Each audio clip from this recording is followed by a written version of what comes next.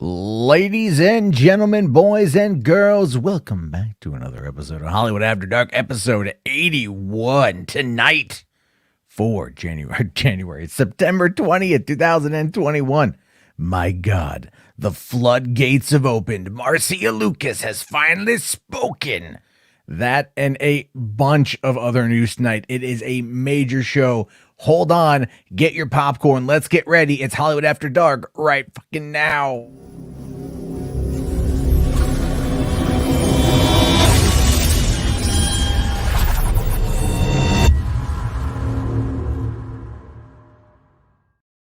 Hey, what's going on, everyone? How you guys doing? Welcome to the party tonight. My name is, of course, Matt Jarbo. This is Hollywood After Dark. Again, like I said, it is the 20th of September 2021. It's been a wild day. I thought, it was like coming after the Emmys and we're kind of coming into award season. Not much would necessarily be on the docket for today. And of course, as always, I'm wrong. Every time I think it's going to be a chill day, it turns into a massive, massive situation. But as always, I love that you guys are here. You guys, you girls, you gals, you amazing, awesome, lovely people. Let me give a quick shout out to my channel members. You guys keep this party a-going, and it is a growing list all the time of you wonderfully badass individuals. And if you don't see your name up here and you want to get it up here, you can just become a channel member right there. Hit that join button. And remember, if you do, you get into the running to win this copy.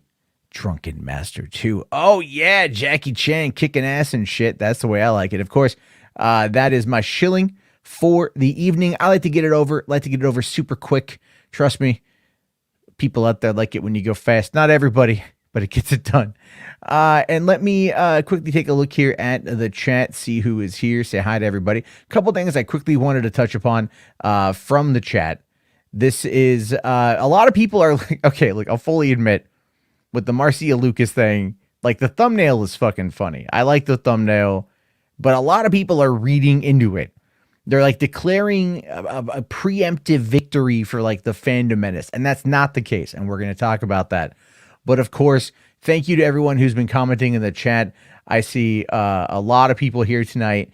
This is going to be a fun one. Dr. Hockey here says, watching your stream while waiting for the results of our election in Canada. I'll tell you this, Dr. Hockey, as a first-generation Canadian American, I've tried to understand what is going on with your politics this evening, and I'm lost. I am lost. And that's okay, because I don't actually live there yet. It is on my bucket list to one day potentially move back to Canada.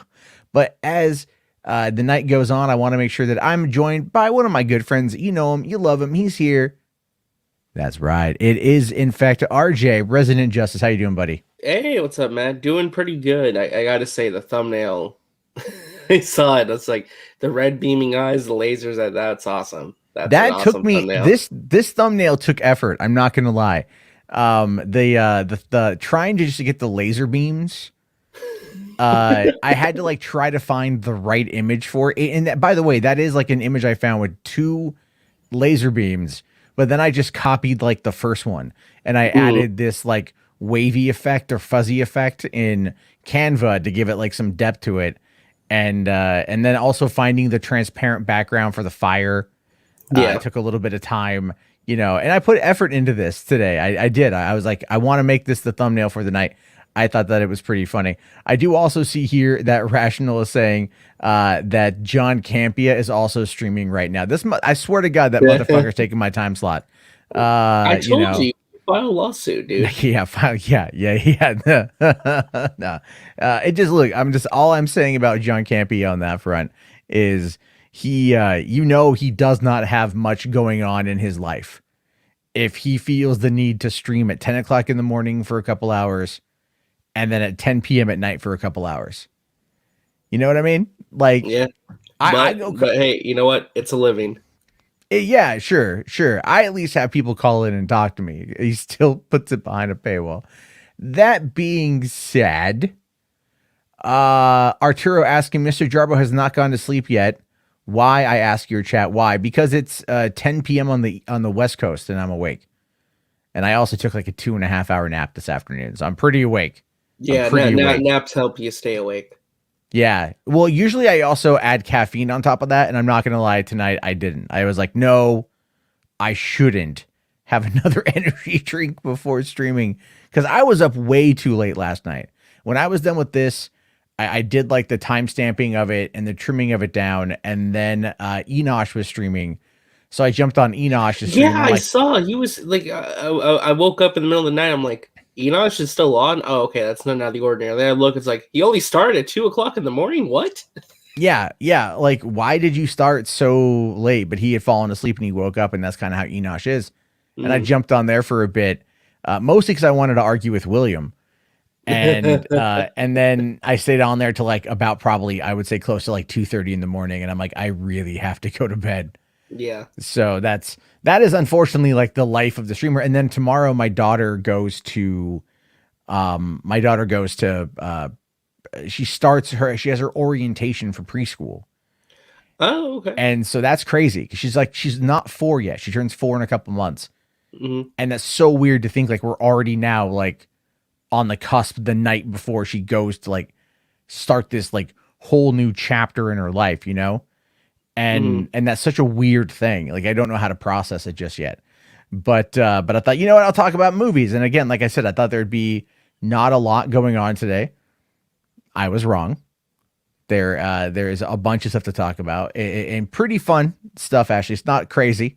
So I thought we would just pretty much like dive into it right off the bat because I realized I always like whatever I put on the thumbnail, I always end up like moving way down, like I bury the lead. Like so when I look at like the post analytics for the stream, I can look to see like which timestamp gets the most clicks, and it's like always the one that's on the fucking thumbnail. Oh, of course, always. You know, and then so like I think I did like the Venom one, and it was like because Mikey Sutton called in, so it was like an hour and 40 minutes into the stream. You know, and then like and then I just noticed this massive spike at the Venom conversation. I'm like, oh right, I should probably not do that. So anyway, I thought we would just start off tonight talking about the situation involving Marcia Lucas, although there is a very quick super chat to get to here. HBarts with the $5. Thank you, buddy, for kicking off the night. Asking, what would be the best way I can send you those videos for you to download? Just honestly, if you're going to upload them to Twitter, just upload them to Twitter, and I can download right from Twitter. That's not a problem. What the problem is when trying to download from a video from the DMs is like nearly impossible to do. I don't know why. You know, I don't know what makes it so difficult. Sure. Yeah, so it's like that's probably the best way to do that. So, but thank you. That's I know you sent that to me. I need to check that out. But if you just tweet it at me, I can download it. If you do it during the stream, I'll try to get it up beforehand. There's actually another video I forgot to upload because we got some more Venom stuff, which we'll get to towards the end. Okay, more Venom stuff. Wow. More Venom stuff. I know it's a little wild. It's definitely a little wild on that one, RJ, because you know I'm looking at all this and I'm thinking like, you know, the cat's out of the bag entirely when it comes to this movie. There's no question about that in my mind. But what's really hysterical about it is the fact that like even Tom Hardy is not really, you know, like covering it up anymore. Well, because I think it's ultimately because they're playing into it for the marketing. This is their big marketing push towards the end of the marketing campaign. This is how they get a lot of butts and seats opening weekend. Yeah. So, you know, why don't we just start with the Venom conversation first, and we'll do that real quick, get that out of the way, and then head over to the Marcia Lucas stuff because so, you know, when I saw this today, this is honest to God my first thought. Well, what do you know? Oh my God. Yeah. Why is that a drop? It's a drop because it tortures people and I love it. So these new images dropped today, and I have to say, we're talking about the marketing, the new posters. I have to say, I fucking hate them. Okay. I thought you were going to be like, you were going to say, no, actually, these are actually good posters. No, these are not good posters. These are like first year design. I mean, like, you know, it doesn't look good. It just doesn't. See, I like the bottom part of the images where they have like the Venom symbiotes at the bottom of the characters they're playing. That's cool. The silhouette of them. Like if it was full blown Carnage instead of like the half face showing the actor's face, it might not be as bad. Because there was more, right? There was more for, I think there was some for Michelle Williams' character and Naomi Harris's Venom. I did not see those today. These are the two I saw. And I think I saw these and I went like, this is enough. I still really want to see the movie. The trailer has me sold on it. The information I know about it has me sold on it. It sounds like a lot of fun. Why in God's name would they release this? This looks like the kind of like, special edition steelbook you would get from like a Pendejo knockoff version of Walmart. It's just like, it's something you would find in like the heart of Mexico. The thing, though, this is Sony's marketing department. Like, look at the posters for Spider-Man Far From Home. They were downright god awful. They were terrible posters. Very boilerplate posters. They don't have a good marketing department when it comes to their Spider-Man stuff. Which is a shame. I think they can sometimes produce okay trailers, but in terms of poster designs, they're pretty bad. Oh yeah, no, I completely agree with you, and that's why I think right now they're kind of relying on like word of mouth, and why I think they're spoiling everything as much as they are. I mean, they're not outright coming out and saying X happens, but what they are doing, well, okay, listen, I stole this from Instagram. This is from Brandon Davis interviewing Tom Hardy and Andy Serkis. But just listen to what he has to say. I don't know if you can see this right now, but as the saying goes, we caught you in 4K. I want to know what these kind of Venom Spider-Man Do you see what that is? That is like little Spidey legs hanging outside the mouth of Venom, doesn't it? That's wish fulfillment. That has that conversation gone anywhere? Because also we have the Daily Bugle logo that Andy chose to incorporate here from the original Raimi trilogy. I'd love to hear if any of that Spider-Man stuff has gotten into your minds at all. Of course it's in our minds, all the time. Look at the photo. That's little Spidey legs hanging out of the teeth of Venom. It's really specific. I think you can't do a Venom story without knowing Spider-Man's in the mix. Yeah. He's somewhere. But we all know that there's a big constellation of events, that need to move and operate around. But it's always in the back of our minds, When do I get to eat the Spider-Man? That was such a weird. Tom Hardy like speaks in such a he had like kind of a weird accent there.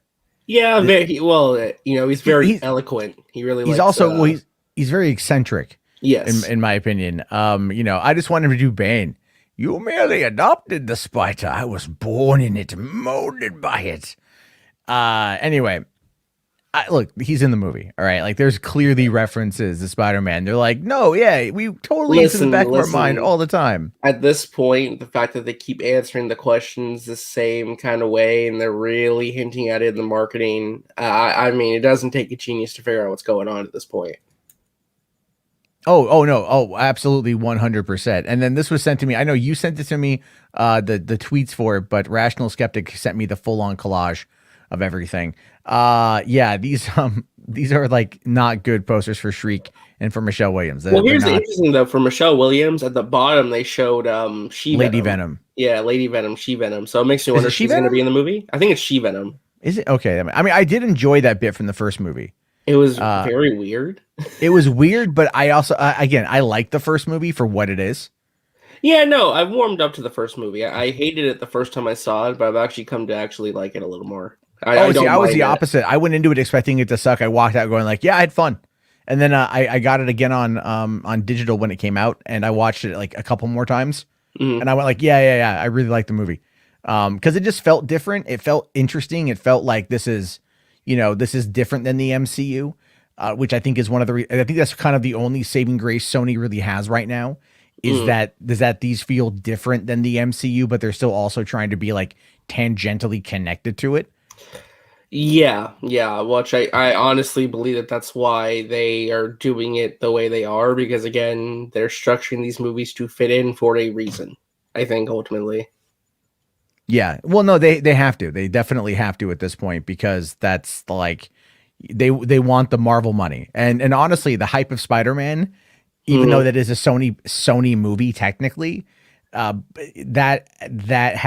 going to elevate Venom. There's no way it's not going to elevate the conversation. It's not going to, absolutely it's going to work in its favor, which is why Sony is now like, all right, back to October 1st.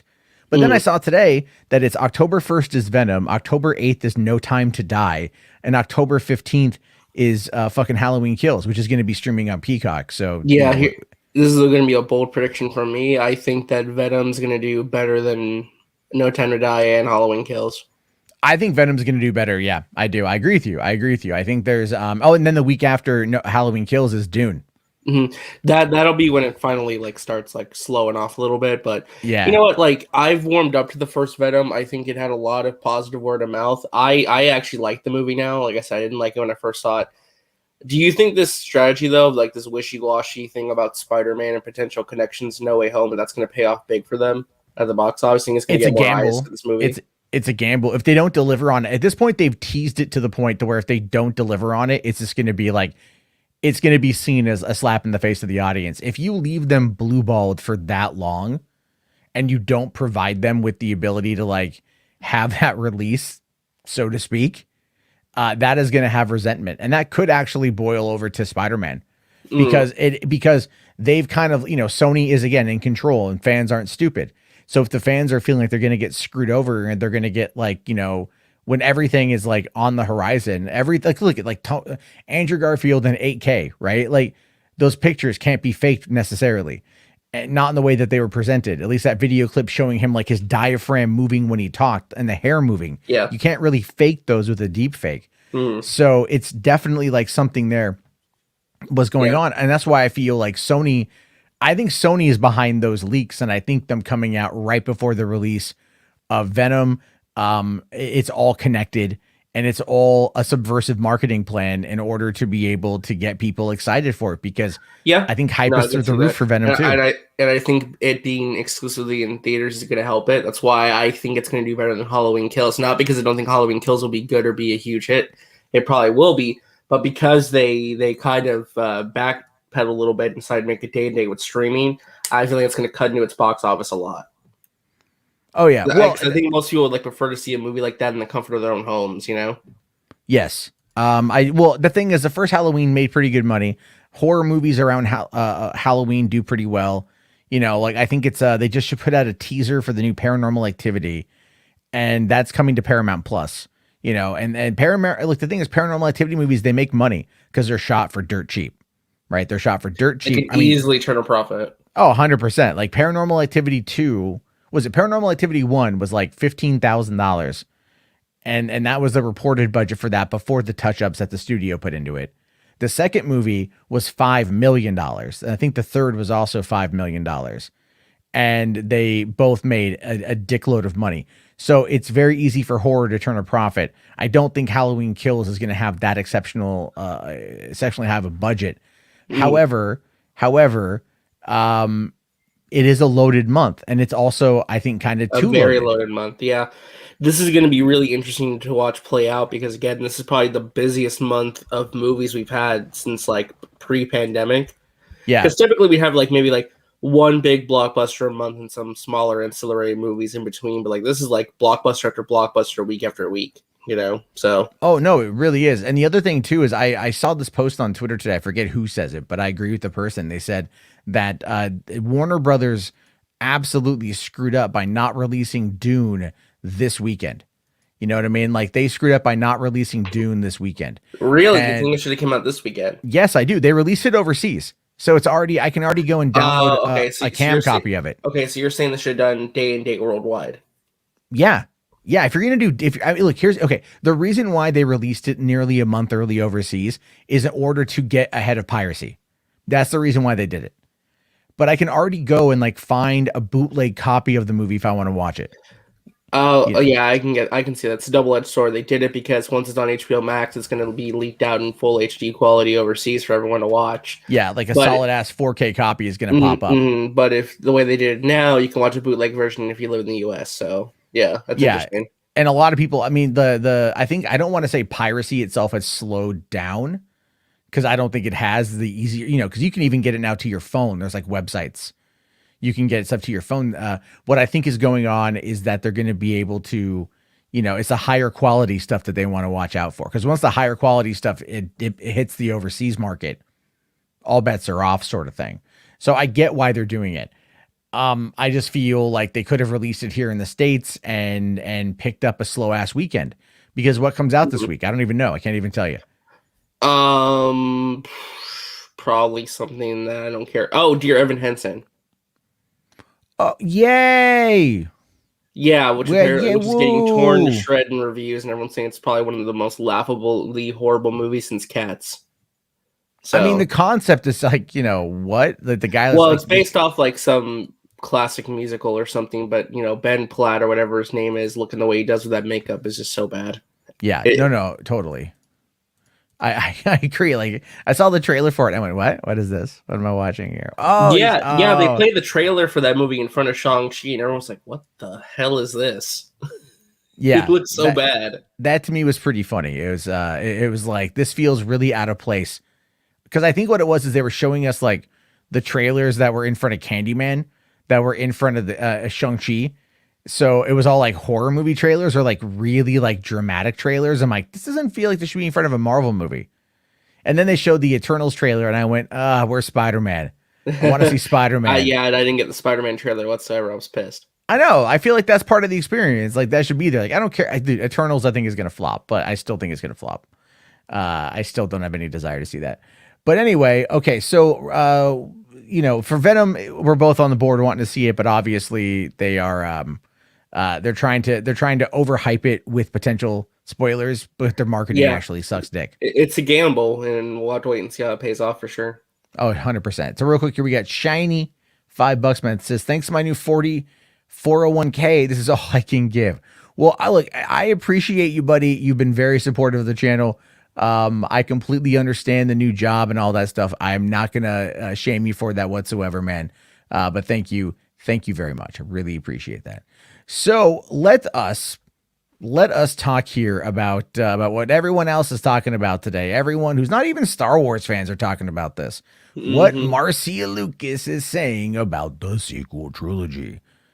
And so what's coming out today is it's actually a quote from Howard Kazanjian, who produced, I think he produced the Return of the Jedi, I think is what he produced. Oh, okay. And so, you know, there's a quote from her in this, and I know people have been trying to find her. You know, I know people I know one Star Wars YouTube channel that is like, it's like desperately seeking Susan. He's desperately seeking Marcia. He wants to interview her, and it's like, I don't think you're going to be able to get that interview. She doesn't seem like the type of person who wants to talk to online people, to be honest. Like, no. This is probably something for a book, because she's probably friends with Howard.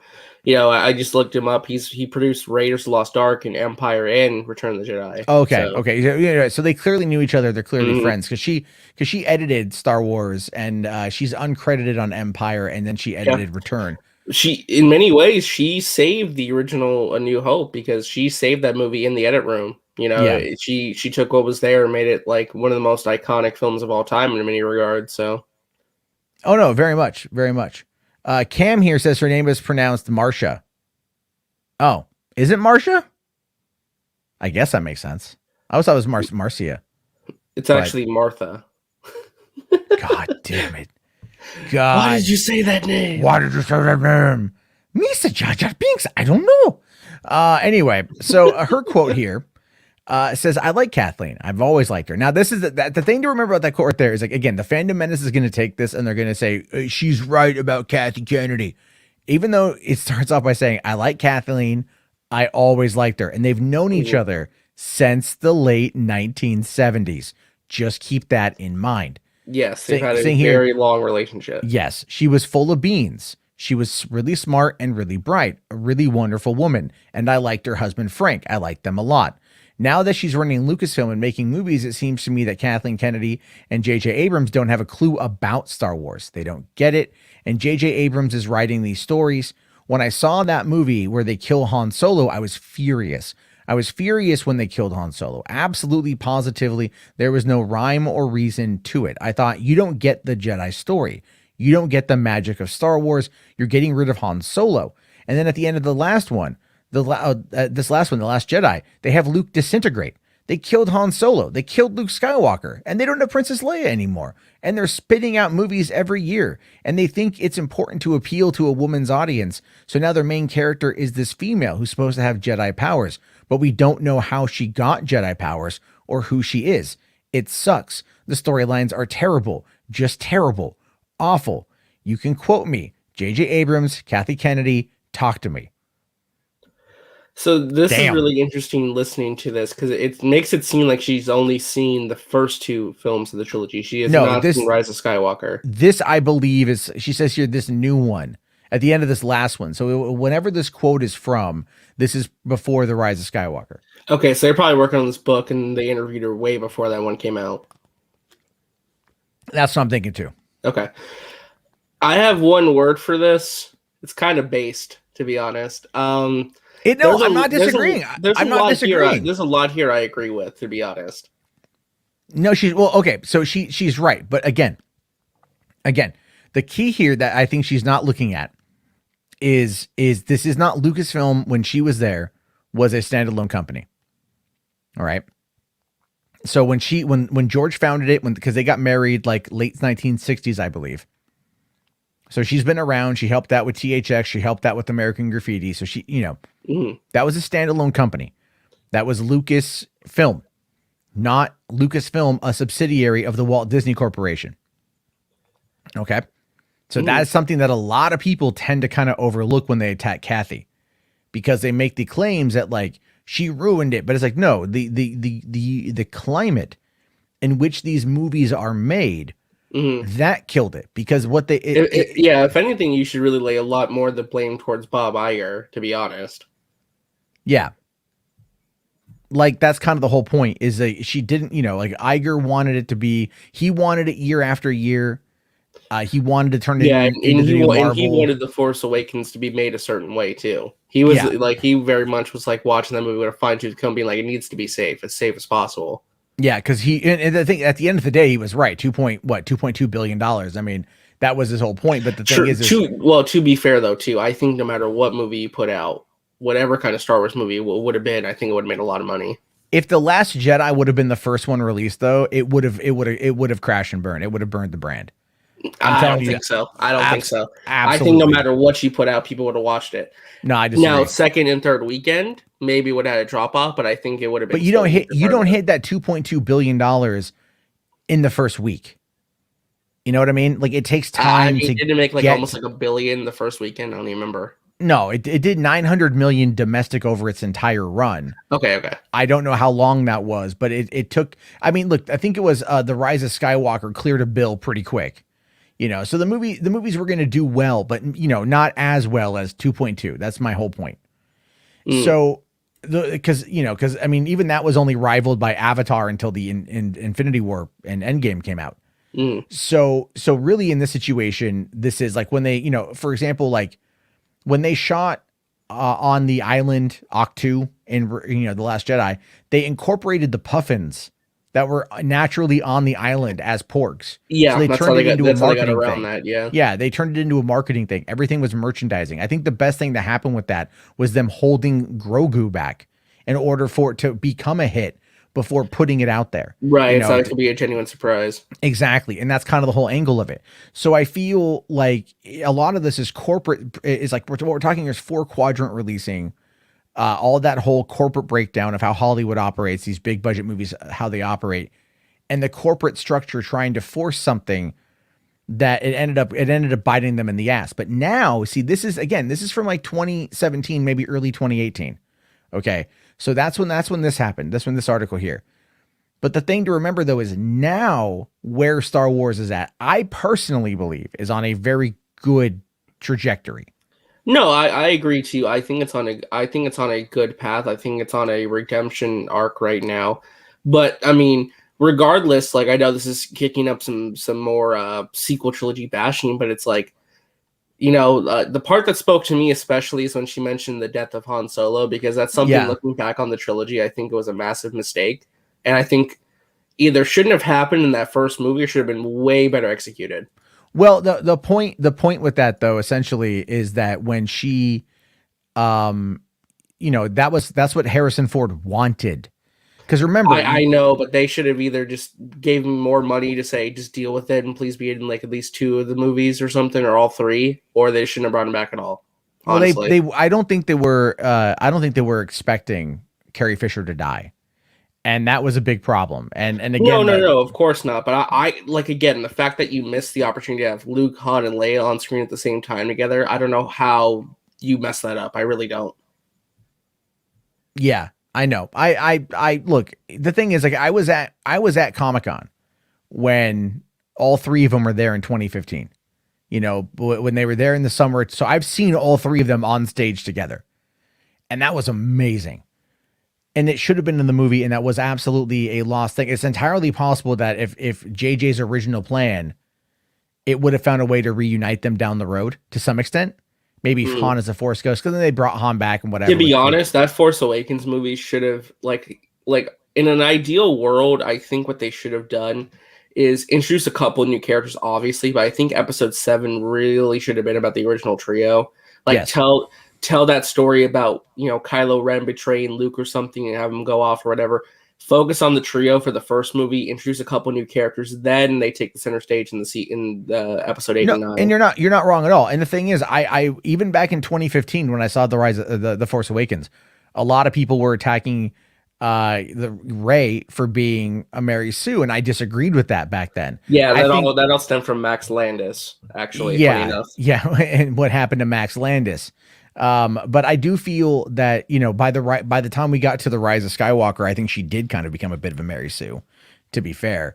But, you know, cause I feel like they didn't have enough time to really explore the characters. And that's the biggest downside of everything, where even in the original trilogy, we didn't get like a lot of expository work with the characters, but they were always moving and they were always moving towards something. It was like, we need to find a way to like stop Vader, or we need to find a way to outrun Vader, or we need to bring the fight to Vader, you know. And that's kind of, now it was like, well, we've got this new threat.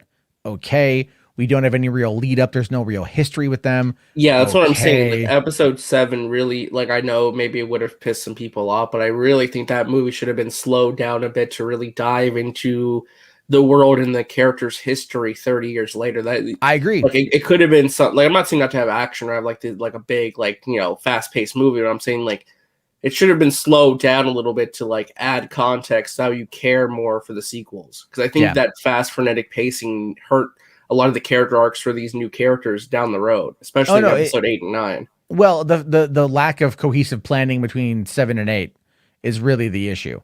Because 8 should have been like, you know, Episode 8, The Last Jedi, should have just been like Rogue One. It should have been a side story. Really, they should have done Episodes 9 and Episode 10. Yeah, like, it should have been like a spinoff. Ryan Johnson directs Holdo, the interlude movie or something. You know, there you go. Like, tell the story about what happened when the First Order found their location. Yeah, and then from there go. Now we're moving into the episodes, and you know, it's like Star Wars. What were they calling it? Like Star Wars Anthology, Holdo, whatever. Do that fucking movie. That would have been perfectly fine. But tying it into the last to Episode 8, and then you know, they called them a Star Wars story. So just a Star Wars story. Star Wars story. Well, the other thing too with that is like, look, and I'll just say this, like, I unabashedly love The Force Awakens. I do. I unabashedly love that movie. And I need to sit down and watch that and The Rise of Skywalker just back to back to see like how they kind of flow, because I really feel like those movies are designed to nix out The Last Jedi. Yeah, like, I get that, but to be honest, like, I hated The Rise of Skywalker. I was left so disappointed and so underwhelmed by that movie and some of the choices it made. I know that JJ was caught, you know, between a rock and a hard place, but like, some of the things that happened in that movie are so badly executed and so badly handled. Like, I liked The Force Awakens, but even looking back on it, it's like I don't enjoy that movie the same way now, knowing that all this stuff that was going to get paid off was basically botched and ruined. I need to watch it again, because the last time I watched it was right before the release of The Rise of Skywalker, like the day before I flew to LA to go and see it early. And I was all hopeful for it. And I liked The Rise of Skywalker when I saw it. I liked it when I saw it again a couple of days later.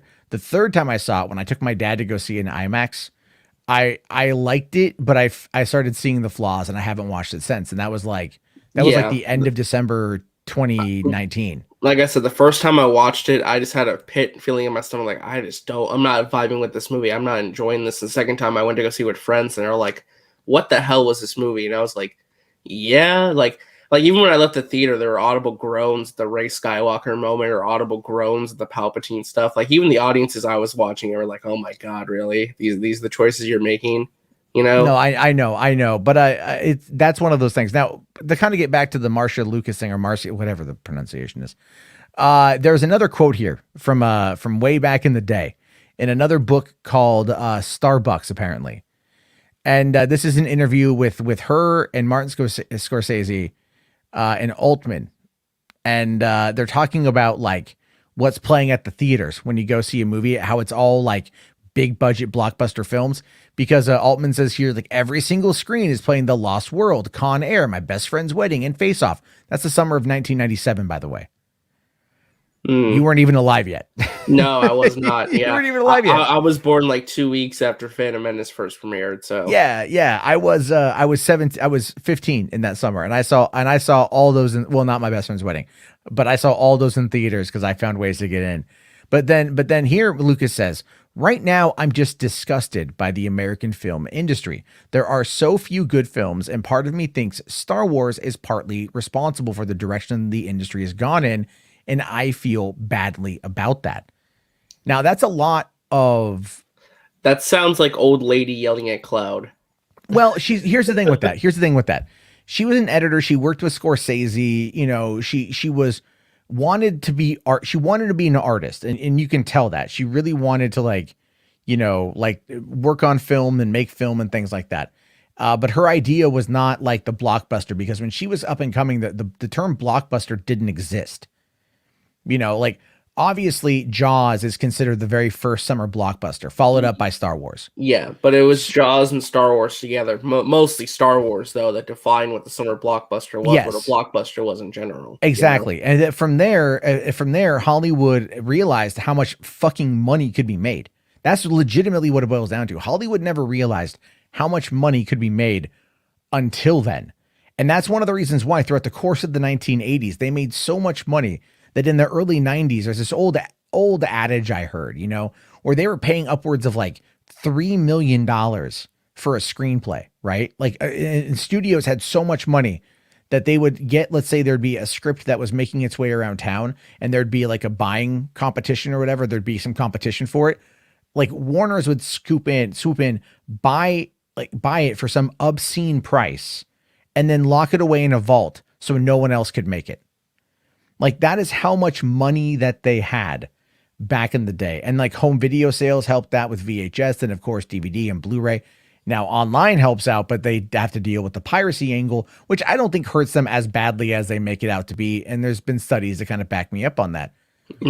But the thing with her making that comment though, is like, look, these people are in the business of making cash. If you really think about blockbusters and like we, you know, again, I will use myself. I'm, you know, a child of the 80s and a child of the 90s. You know, I'm what they refer to as a zennial, someone born between 1977 to 1983. I'm a mixture of like Gen X, Gen Y, and millennial. Okay. That's kind of where like I fall in that weird category. But for me growing up, it was, you know, look at the movies of the 80s, all the hits we love. That's what I had to watch growing up. You know, so we were kind of spoiled with the Goonies, Indiana Jones, Star Wars, Blade Runner, Gremlins, Explorers, Who Framed Roger Rabbit, Bill and Ted. I mean, Die Hard, fucking Predator, dude. Like, I remember getting grounded for a week because I went out and I saw Predator at a friend's house, and apparently I wasn't supposed to watch it. Right, but they grounded me for a week. What was so bad about Predator? It's tame by today's comparison, you know. It's tame as hell. Yeah, I mean, it's a fantastic movie. But my argument though is this is how, you know, how things work. So those were our like childhood legends, and that was when Hollywood was in this massive upswing of like, wait, hold on, we can actually make a lot of money by putting out this kind of content. I do think Hollywood has gotten lazy, but it's mostly because they're risk averse. And as a result of being so risk averse, they've just like gotten fucking fearful, but they still have to maintain that content output, because back then they weren't dropping 3 movies to the megaplex every weekend. You know, it was like they would drop maybe 1 movie every couple months, but it'd have to be good. I mean, look at, okay, the opening weekend of The Thing back in June 1982, E.T. was out and dominating the box office.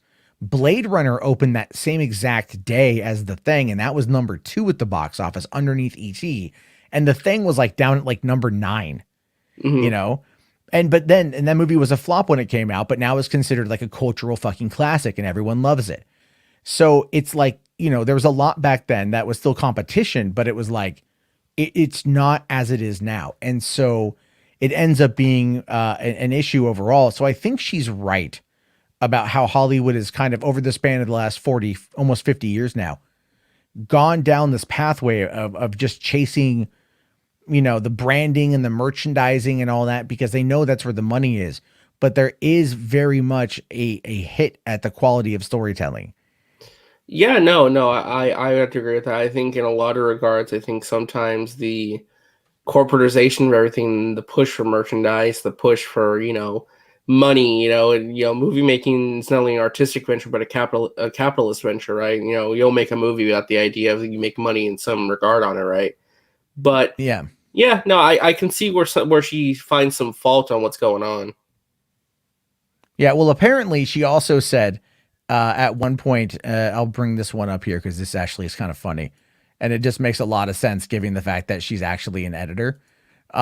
She actually, when she watched The Force Awakens, The Phantom Menace, she says she went to her car and she cried because it was so bad.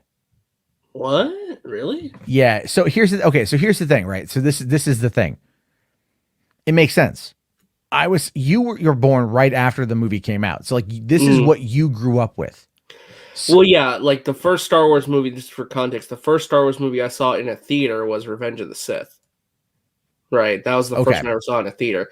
I grew up with the prequels and the original trilogy on VHS and DVD. That's what I grew up with. So yeah. No, that makes sense. I grew up, you know, again, the first one I saw apparently was Return of the Jedi, but I was like 1, you know, and my parents took me to go see it, like, and they were like, oh, we're gonna bring the kid, shit. Yeah, I was like, geez, I think I was like 6 years old when I went to go see Revenge of the Sith, and you know, I'm seeing all these younglings getting murdered. I'm sitting in the front like, Jesus Christ. You know, it's like odd choice. Hey, I had to suffer through the genocide of Ewoks, you know. So. Oh, yeah. No, but I mean, really, you know, I get this here because it's like the spirit that made Star Wars great was effectively dead in The Phantom Menace. I have trouble. I still to this day have trouble defending that movie. I remember when they re-released the Star Wars movies in 3D. That was a big push they were going to do before they were acquired by Disney. Well, they only did the first one, yeah. They only did the first one, yeah. They only did the Phantom Menace. I went to go see it. I went to go see it in 3D.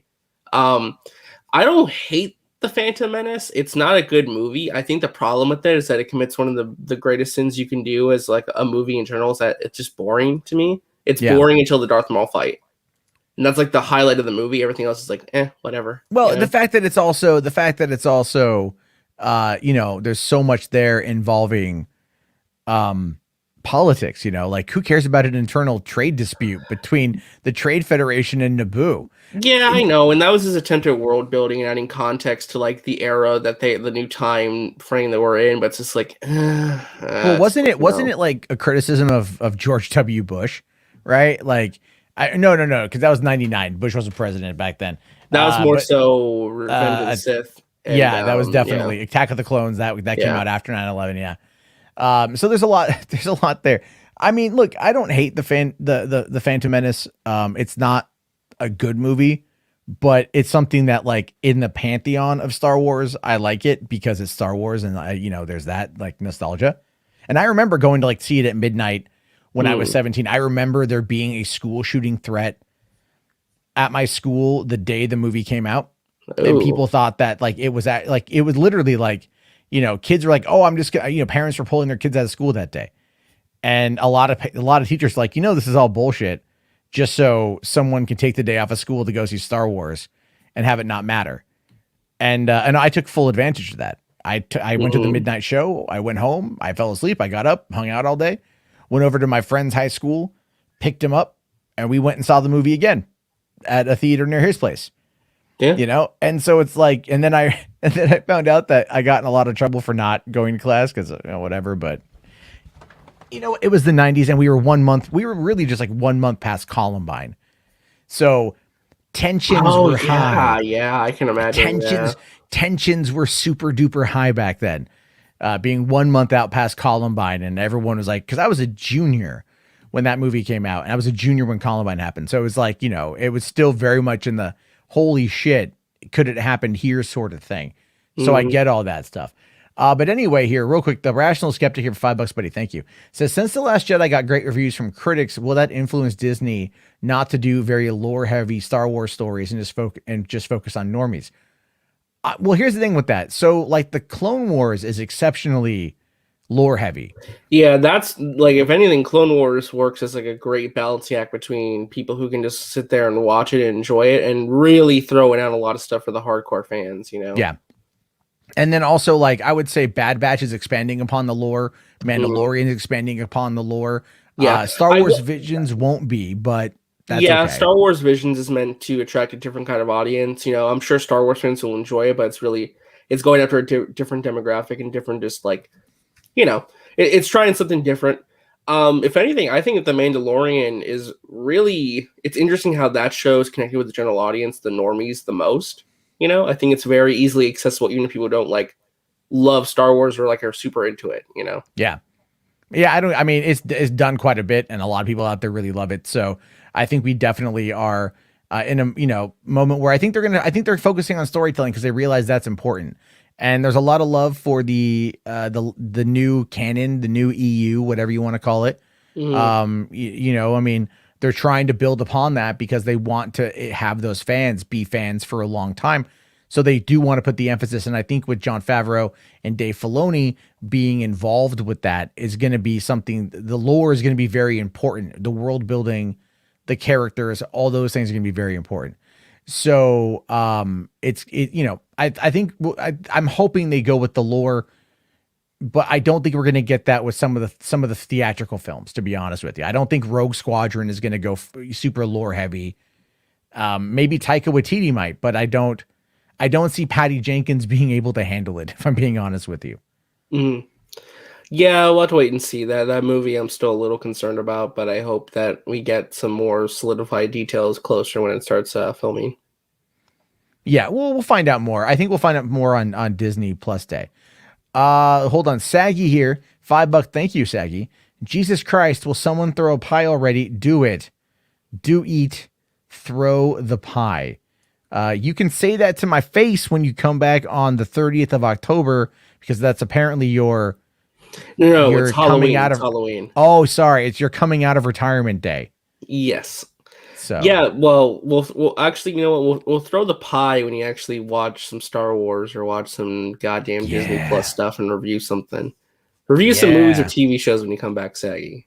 Yeah. Anyway, so with all that aside, I talking about Dave Filoni and Jon Favreau and the writing and the world building, they were nominated for a couple Emmys, and they didn't win. But WandaVision didn't win anything either. But you know who loses, RJ? Who really loses?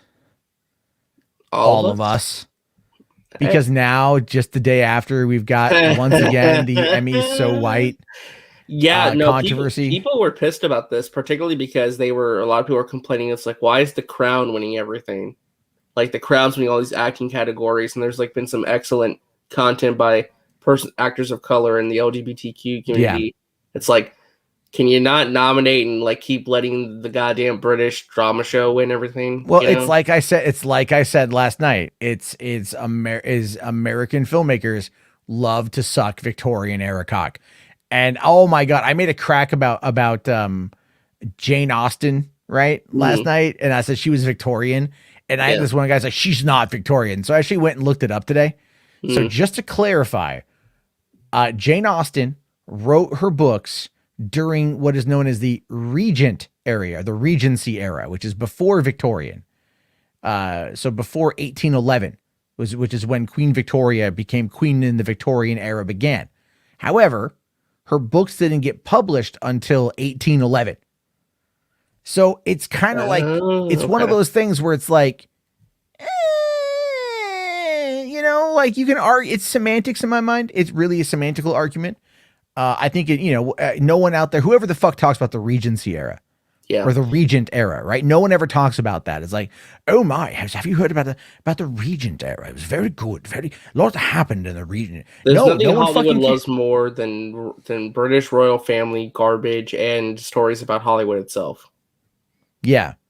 But did you hear the other controversies that have gone on too? No.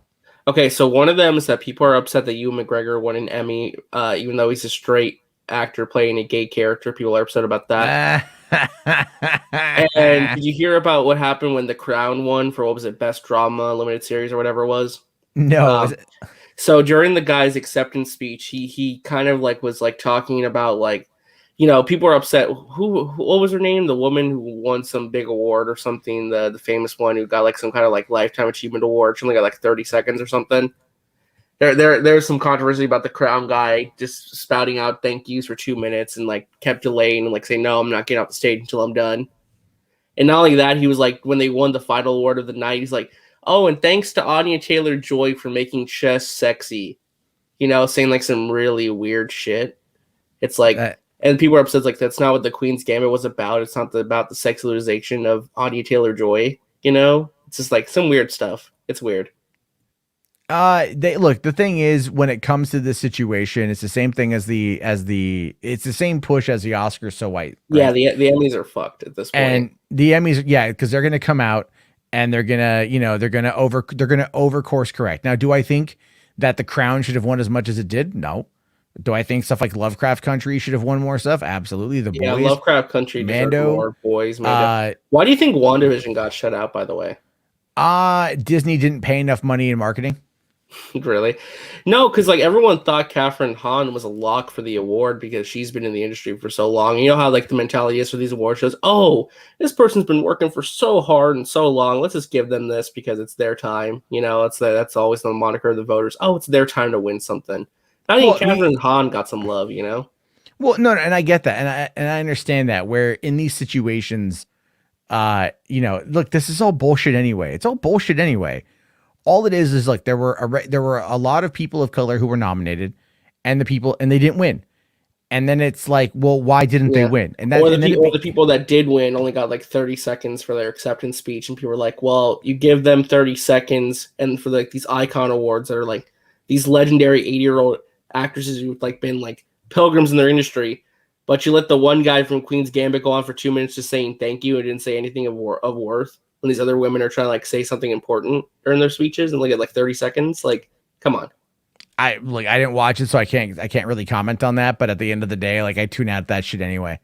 Right? No, I'm just saying, like, I'm just like I'm just responding to a lot of the criticism that other people are addressing because I think it is important. Like, they got to work on like people are there for the speeches, to be honest. Like, that's why they're there, and they're not doing clips either. Like, there's no clips of like these shows or actors and their performances, like to clue in people who didn't watch them, like what was so great about them. You know?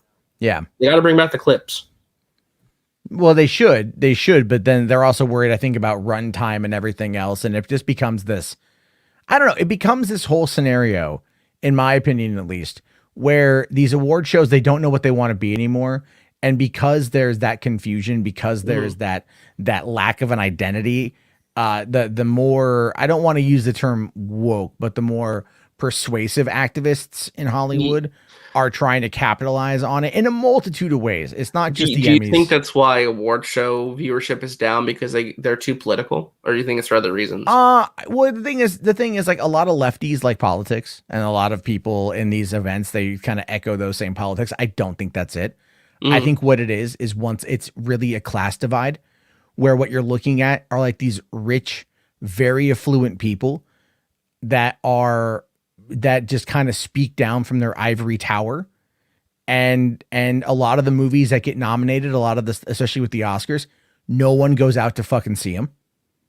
Right? They just don't. They just don't go. Most movies nominate people don't even know what the hell they are. Yeah. No one, I'm just saying, like the vast majority of people didn't know who Moonlight was until it won. So, I mean, that's good. People learning about that. Some people knew what The Shape of Water was, for example, because everyone loves, like, film Twitter especially loves Guillermo del Toro, but, like, not, like, the normies, you know, but, You know, No, there's some buzz around that, but it's not like a main. I guess Joker kind of was a mainstream movie for that Oscar was a season. mainstream. Yeah. You can't argue with $1 billion and then say no one went to go see it, right? People went to go see it, but there was also its own factors as to why people went to go see it. I think what it boils down to is this: like the Oscars, in regards to how they're handling that particular criticism, is they expanded the amount of people that could apply to be in the Academy, which is good. Open the door up for more people. That means more voters. But what they also then wanted to do was to start removing voters, the older voters that were in the Academy beforehand, that were no longer active in the industry. They wanted to start shedding them from the voting. Yeah, out with the old, in with the new. Yeah, and I get that, but at the same time, nah, fuck off. All right, like those people are there. They put their dues in. They got it. All right, like that's my take on it. Like they got it. They got their way in. They put their time in. You know, like no, don't try to get rid of people because you're trying to tip it in a certain favor. Yeah, I'm not a fan of that. Well, do you think after this controversy with the Emmys and the hashtag EmmysSoWhite taking off, just like Oscars so white, do you think the Emmys are going to respond and you'll see some changes next year? Do you think? Yeah. Oh yeah. They're gonna. I'll tell you what I'm waiting for. Really, is the ratings, which I haven't seen. Apparently, they were slightly higher than last year, so that's what I heard. At least I'm not for sure, but I heard that they weren't terrible. The ratings weren't so bad. Okay, so they're not as bad as the Oscars. Yeah, not as bad as the Oscars. I don't think. No. Maybe it's because it dealt with things people actually watch, like The Crown. And like, or WandaVision, Lovecraft Country. Yeah. The Boys, well, I don't. The Lovecraft Country did pretty well. I don't think it broke a lot of. I don't think it broke a lot of records, but yeah, it did well. WandaVision did very well. Mando did very well. I'm waiting for Loki to get nominated for next year. You know. Oh, that show's totally gonna get forgotten. I'm sorry. Like because it comes out in the summer, the awards voters gonna be like, "Oh, Loki, that's not getting anything." Didn't the Queen's Gambit like open up like last summer? That's different though because it's not a genre of stuff like Loki. Like that's more of like, you know. Listen, I'm not saying Queen's Gambit isn't good. It is. I'm just saying like it's more. It appeals more to awards voters. That makes sense. The kind of show. Well, is, yeah. You know? Well, again, that proves my point. While a lot of people did watch the Queen's Gambit, and they did, a lot of people watched it. It was huge. A lot of people also watched You, and You is going into season 3. So where the fuck was that? You know, is that show any good? I don't know. I haven't watched it. Because I hear mixed things on You, to be honest. It's a soap opera about a crazy stalker. I've dealt with that shit on the internet. I don't need to watch it on a show. You know, I don't know what the plot of it is. It just seems kind of weird. I don't think it's going to have much of an impact. I just don't. Because again, the general consensus towards these award shows is like I give it 10 years, and I think even the Oscars are going to go away, right? Or the Oscars are going. No, they're not going to go away because the industry loves to celebrate itself. Yeah. But if the ratings drop as bad as they did this year, and you could argue pandemic, you know, but people were fucking home. People still didn't want to go watch it. They don't care. The average people, they don't care about any of this stuff. Yeah. I'd argue too that the way that the show was presented was so bad with the Oscars. It was terrible that I don't blame anyone for not watching. It was god But it's also been declining. This was just like a massive wake up call. Look at the Met Gala. The Met Gala is the same thing. Do we really need to like sit there and like look at all these affluent people lavishing themselves in decadence? No, unless you're part of Stan Twitter that likes looking at the actors and I know carpets and I know nobody else cares. All I'm saying, and I don't look, and I'm not trying to attack the industry. I love the industry. People know me, know I love the industry. My point though is that like there is a massive disconnect between the type of people who watch the content and the type of people who make the content. And there's always been that way, but now we're more connected than ever. And so these things are now getting like more and more publicized, and they're getting more and more shared around. So there's a hyper focus on it during the moments, but it's never about it being a good thing. People are just there for there to be a shit show, for there to be a fuck up. And I think more people like who watch the Oscars watch to bitch about it. People who watch the Emmys watch to bitch about it.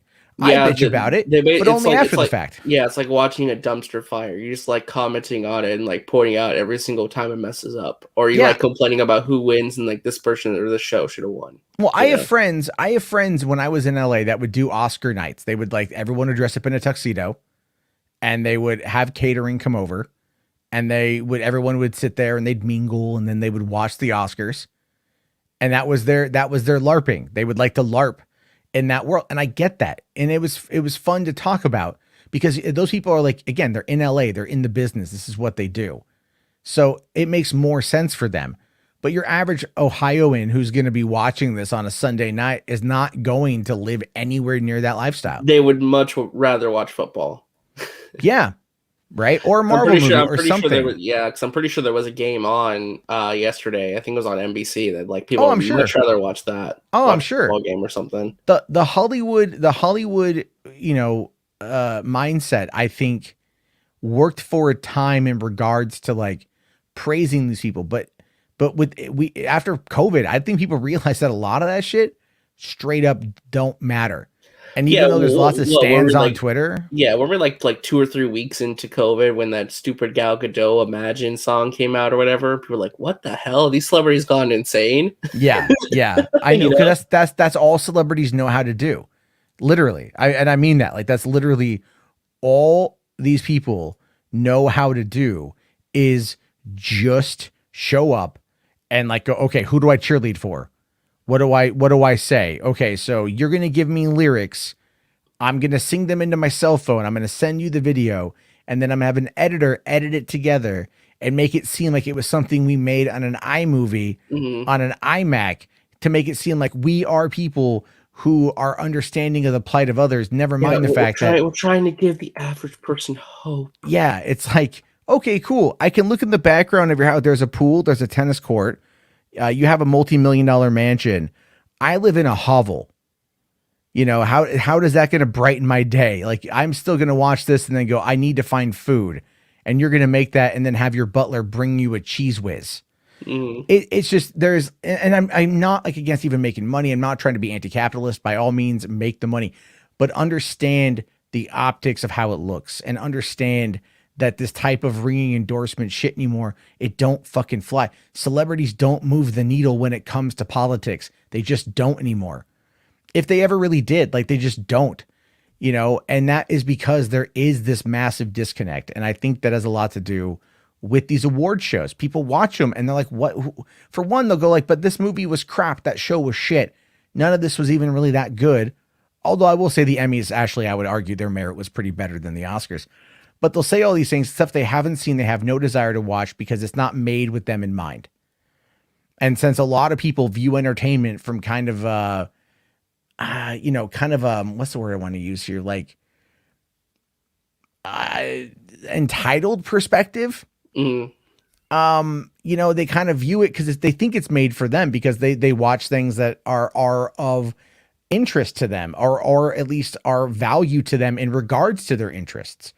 So that's what they're after. And if they're not getting that, then they're not necessarily going to care. Not to say these are bad movies, but it's just like the average moviegoer who works a full-time job, is trying to raise 2.3 kids in a white picket fence and just, I don't know, survive in general, not just during a global pandemic, or just pandemic. If I say global, I get chewed out for it. But all that shit, it's like, and then they're supposed to care about, like, you know, I don't know what the fuck J-Lo's wearing to the goddamn Oscars. Like, no. Yeah, no, I when you put it that way, yeah, I totally understand that. It's kind of like, you got to put things into perspective. You know, I think COVID's kind of woken up some people to, like, there are things more important than life than certain other things that, like, it's just like, yeah, and that's, guys. Yeah, I'm not trying to be negative on it. I love movies. I love the industry. I wish they would take more. I wish they would take more chances.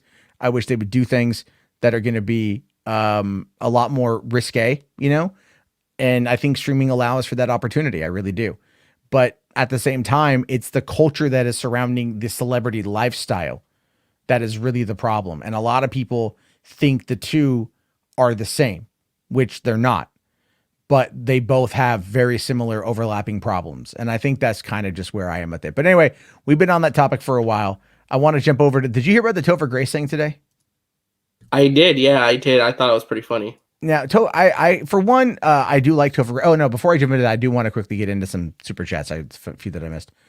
Saggy here, with another $5. Thank you, Saggy. Says, RJ knows damn well I don't pay for Disney Plus. I watch these shows by curiously through you nerds. Nice use of words there, Saggy. Bi-curiously? It's vicariously, but I like bi-curiously better. Also, yes, Halloween special comeback. Also, RJ Smells. I do not. I took a shower, so no. Okay. No, I know she doesn't pay for Disney Plus, but at this point, bi-curiously. Just buckle down and get Disney Plus, or just share with me. Just watch some stuff. You can live. You can support Disney just a little bit. It's okay. There you go. Thank you for that, Saggy. Andrea for $2 says Queen Elizabeth is metal as fuck. Yeah, she's done a lot of good shit. I like that. I always thought she was kind of a badass. So let me just quickly catch up here. All right, you're wrong, Matt. Amazon was a great movie. Just kidding. What was Amazon? Oh, Nomadland. Oh, right. Yeah. Right. HWAD. Good catch. I would have totally overlooked that shit. And then you've got Ryan here for $5, buddy. Thank you. Says, what do you think of the award shows not having a host? I don't care. I'm mixed on it. Sometimes it works okay. Other times I'm like, they need like what's his name? Like a Steve Martin or why am I blanking on his name? Ricky Gervais. I always like Ricky Gervais or Mike Wazowski. What the hell is his name? Why am I blanking on it? Billy Crystal. Thank you, Jesus. Sometimes you need like a host to interject some energy to it, Other times you get like a James Franco and Hathaway where it's like really, really bad. Yeah. Do you know James Franco and Anne Hathaway were actually in response to Seth MacFarlane hosting the year before? Because there was so much controversy surrounding Seth MacFarlane. And dude, that was great. What do you think was going to happen? They did an entire number called I Saw Your Boobs. I remember that. People were pissed about that. And it was like, and they pre-recorded it with like the actors show up for like their cutaways and everything. They pre-recorded everything. Like everyone was in on the gag. Everyone was getting, the thing is when the celebrities can like mock themselves, that's when you've got something that's actually okay. When it's like, when they're up there and they're like, no, we can't handle any internal mockery. We can't do this. It's all like, no, that's when they've kind of they've lost it. Ricky Gervais comes out and will straight say to their face, fuck you all. But at the same time, Gervais is like worth a shit ton of money and like lives the exact same lifestyle as them. So it doesn't necessarily make the most amount of sense. I do like, Amy Poehler and Tina Fey because I very much like Amy Poehler and Tina Fey. So I love watching their energy and the way they work together and stuff. But yeah, I agree. They need somebody, honest to God, they just need to bring out like a Bill Burr. Yeah, I liked when Chris Rock hosted the Oscars. I thought he was funny. I love Chris Rock. So yeah, and I heard he got COVID. By the way, he's vaxxed, but he got COVID. So thoughts and prayers to him. Yeah, apparently it's been kicking his butt pretty hard too. So yeah. Also, I forgot to mention this at the beginning. AJ Johnson passed away today. AJ Johnson was a black comedian who was in movies like Friday and The Players Club, and I Got the Hookup. Really funny guy. He died at 55 years old today. That's terrible. And yeah, I know. I heard that today too. Yeah, terrible news. Like he was great in Friday as Ezel the crackhead. He's all like, man. He at one point he goes to the liquor store and he grabs a 40, and like he pretends to fall. He's like, my neck, my back, my neck and my back. I want 150,000, but I'll set it out of court right now for $20. It's just like I love Friday. I fucking adore that movie. And so yeah, unfortunately he's gone. So that's a sad thing. But I think award shows need a host, but I think they need to like kind of be held to their own account sort of thing. Andrew here says Gary Sinise has used his celebrity well. Doesn't he do a lot with the veterans? Isn't he big in the veteran thing after doing the Lieutenant Dan? I thought like that's what he's doing now. Yeah, I'm not for sure. I don't know. Hold on. Rational here says Matt Trump was a celebrity. Different kind of celebrity. He was popular for all the wrong reasons, and he was known. It's like, would you call Paris Hilton a celebrity? What was she famous for? Being the Hilton, like the heiress to the Hilton to the company, or like sucking dick in a night vision camera. That's what Paris Hilton was known for. Donald Trump was a celebrity in and around New York and not for good reasons. But he then was able to work with Mark Bernard, who created Survivor, and then they co-created The Apprentice. And so the idea of Trump that people believed in, that they voted for, was based on a TV show that was heavily edited to make him sound smart. And we had 4 years of nonsense as a result of that. So there's a little bit of a difference there. Tony here says, at least Dolly Parton used her wealth to help fund COVID vaccines. True. And Dolly Parton actually uses her wealth to send books to children, like one new book you can get into this program.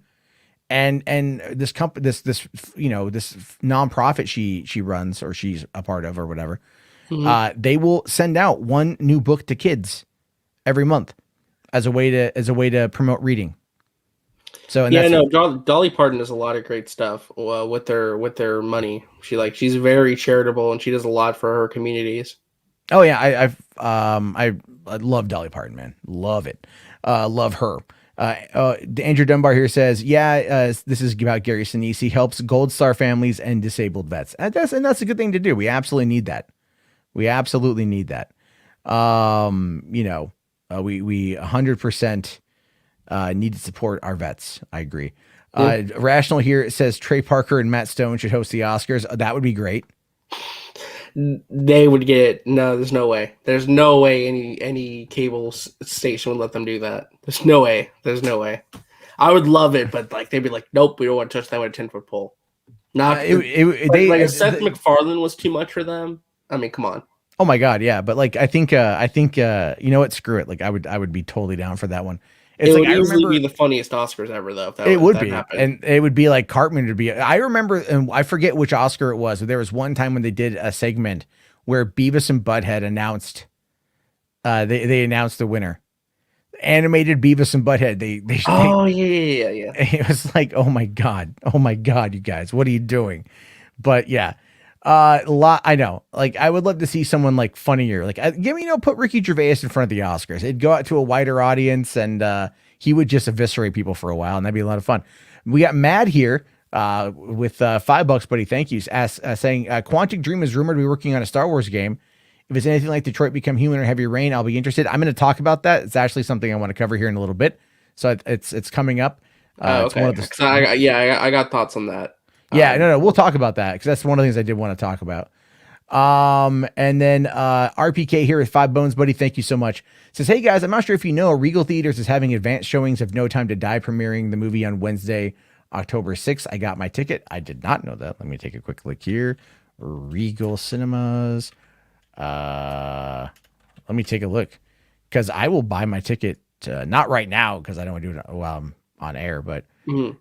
Give me a thing. Come on. All right. Yeah. I wouldn't be surprised if they were doing advanced screens like that. Get some good word of mouth coming in.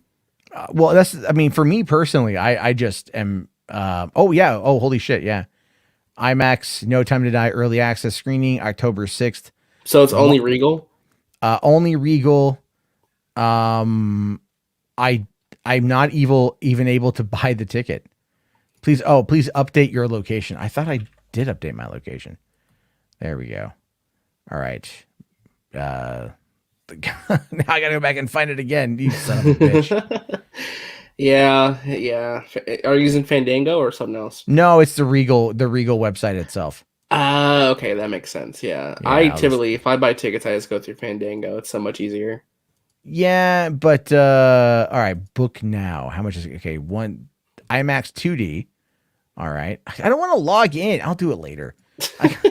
I just want to know the price. Why is 2D even an option? Nobody goes to 3D movies anymore. I'm sorry. Nobody uses 3D. Well, I mean, they still market 3D, so there's that. Very rarely, though. Let's be honest. The marketing for 3D has died down significantly. Yeah, and I'm okay with that. No, I am too. It's I don't even know why it's an option still. It shouldn't even exist. Well, I mean, look, the thing is 3D, some people do like 3D, they do, especially with animation. And the 3D now is a lot better than it was a decade ago. But it has to be like parsley, right? Mm. Okay. Parsley on a dish it's a garnish. It's meant to make the dish look good. It's not the meal. So 3D should be garnish, where it just accentuates what you're watching. Yeah. And help out with the experience, I guess, if you like eating parsley. Yeah, but it mutes the colors of the screen, and sometimes if it's like a really badly done one, it's like you don't appreciate the picture, and it's like it just like looks like a blurry. And you know mess, why that is, right? You know why that is? The What? 3D requires so much more light. Yeah. We were actually talking about that at the drive-in. There was technology that was being floated to us that we could actually do 3D movies at the drive-in. And it's like, how do you do 3D movies when you screen outside at night and not and outside of a major metropolitan city where light pollution is a massive problem? You know, what do you do? Well, what you do is like they would paint the screen a certain this new paint, like this gray paint, and then you would get a new lens and run it through that, and then but the bulbs would go out a lot faster, and those bulbs are fucking expensive. So the owner was like, no, I don't want to do that. I don't want to, but I mean, but even now I was reading a thing the other day where I forget where it was, someplace back east. They're doing drive-ins that are open during the day. Really? How the hell does that work? So yeah. So here's what they do. They bust out like massive OLED TVs. Okay, that makes sense. And they show them on OLEDs, and it's like that again. That's going to be probably the next thing. Like how much I know right now, we've got them like the digital projectors, and those are great. Those are also like well over a decade old. That technology is. I mean, what if eventually instead of like going through a projector, they just turn the fucking screen into a massive OLED TV? Yeah. Instead of it just being a screen you project an image on, you like literally turn it into a giant like IMAX sized TV screen. Although, yeah, wouldn't the issue be you need to like replace the bulb or something? How expensive that could be for theaters? You know, well, the bulbs are like I think $1,500 to like $2,500 per like, and they go out every couple months. You know, so it's like, and even on the old 35 millimeter projectors, the bulbs were still very expensive, but they would just like the theater owners would try to like adjust. Like they would do certain things to get in there. They'd clean the bulbs off, trying to get more light out of them in order to make them last a little longer. When I worked at the theater in LA, when we had bulbs, we would go back to the alleyway in between movies and we would like throw them, because when those bulbs explode, it is fucking loud. One night I was at the drive-in and I had just started a movie, and as I turned around, I thought a shotgun went off right behind me. And what happened was one of the bulbs had exploded in the projector. Not my fault, because I'd never fucked with that shit before. Like that wasn't my job. So like you could hear me, like people could hear me at the box office, which is like 300 feet away, just yelling out, fuck. Like that's how scared it got me. And then thankfully my boss was there, and my boss came running up. He's like, what happened? I'm like, I don't know. Shit just blew up. I don't know what the fuck's going on. He's like, shit. And he's like, all right, I'll take care of it. I'm like, yes. Like I don't got to sit there and, we had it up in like 20, 30 minutes, but still it's like, a lot of technology goes into this stuff.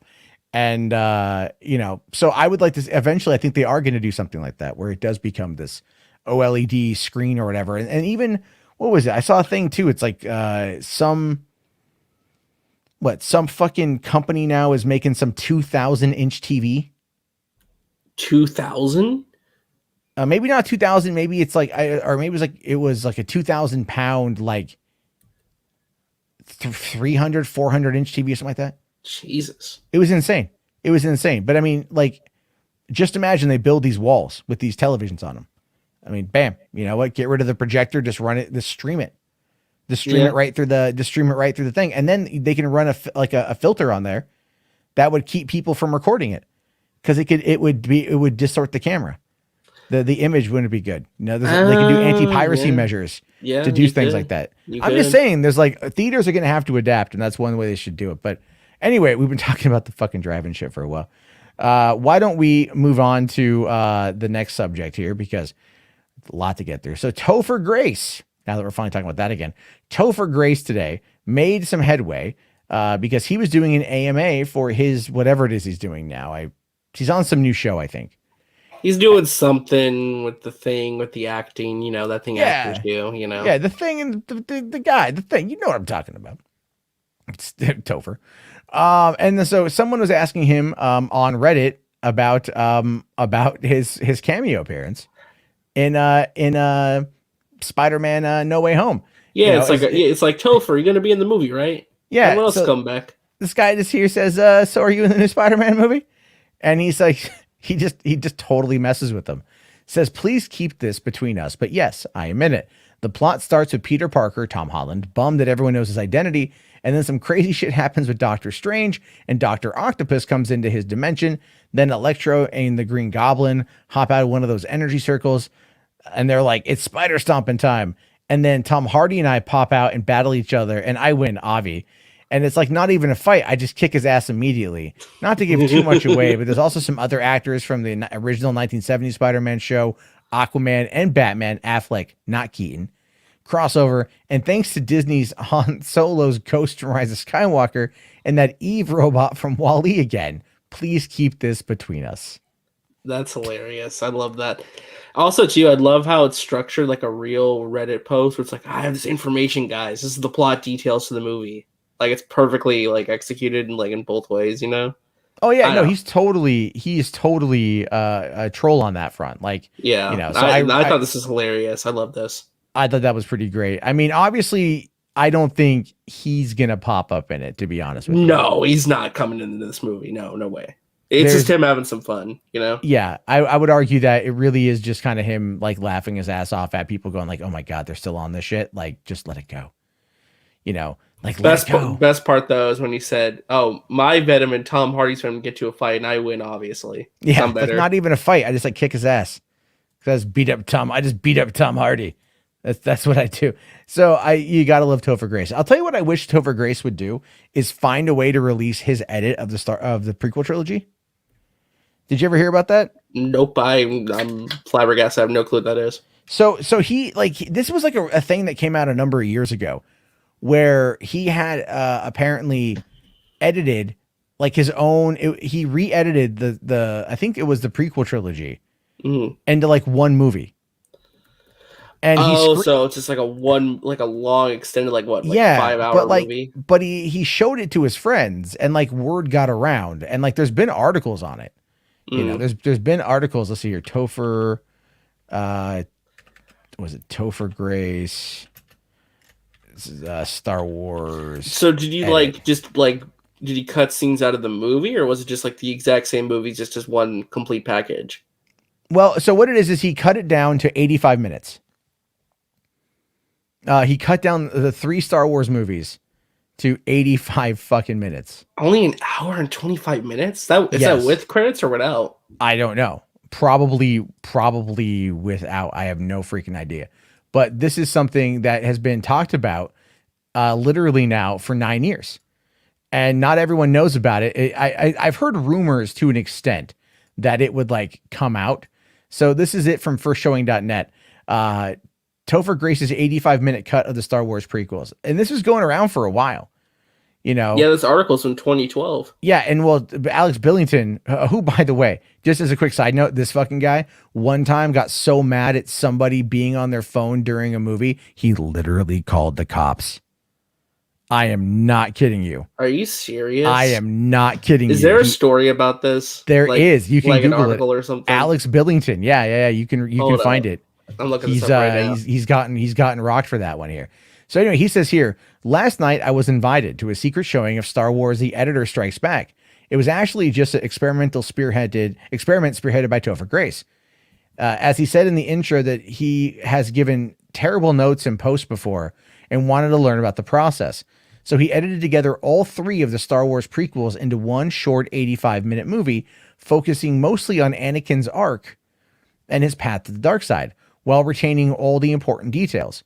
It will probably never be shown again, but it was a fun look at how someone could recut the prequels for a much more satisfying experience, and it was honestly pretty damn good. So other people were there, like filmmakers and editors from the industry, very few press. After the screening, we met up with Kyle Newman, who did Fanboys, and also Peter from Slash Film and Frosty from Collider on the experience. Okay. No, those are familiar names. And so, yeah, so it's like they've done, I would love to be able to find this somewhere. You know, Yeah. obviously, You know obviously, it's not out there. We're gonna go to Topher Grace's house, just like in Fanboys, and be like, please show us the 85-minute cut of the prequel trilogy. He supposedly did another one. Like he supposedly not Star Wars, but he edited something else. I forget what it was, but I might have been like Lord of the Rings or something. He might have tackled Lord of the Rings. H-Sparts mentioned The Hobbit, I think. Oh yeah. I mean, I would love like if this just kind of randomly found its way online. I think it did. Maybe I'm just not thinking about it. But I'd have to really yeah. Hello Greedo talked about it in a video last year.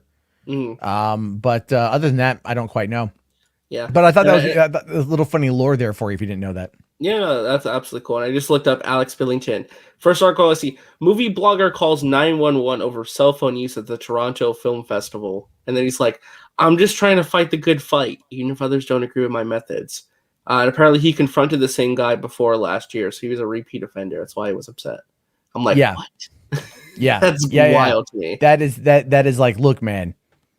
All right, people got like this guy flagged this dude. Like he did. He called the cops on him. He's like, hello, 911. What's your emergency? Yeah, this guy. I'm at a screening for this latest film at the Toronto International Film Festival. This motherfucker's on his phone. Can y'all come in here and remove him, please? Like, what? What are they gonna do? You know? Yeah, they're just gonna laugh at his ass. You know, but that's something he's got to live with. That's something, you know, that happened a long time ago. I forget which year, 2012, 2013, somewhere in there. But yeah. Yeah. So anyway, I thought that was pretty funny, and a little bit of Topher Grace history for you, a little bit of Topher Grace lore. If you didn't like him now, you're probably not going to like him anymore, but at least it's something. Let's get to a couple of the super chats here because you guys are awesome. Command Unit here with 6 shekels. Thanks, buddy. Says Trump was decently smart. Age just took its toll. Trump was smart on how to operate the New York real estate system, and he surrounded himself with people who knew how to get tax loopholes and use strong-arm tactics. Yeah, there's a decent level of intelligence there, but it's not what's needed to run the country. It's, you know, what you would see like a local street shark doing. And now, you know, I mean, he's gone. Thank fucking God.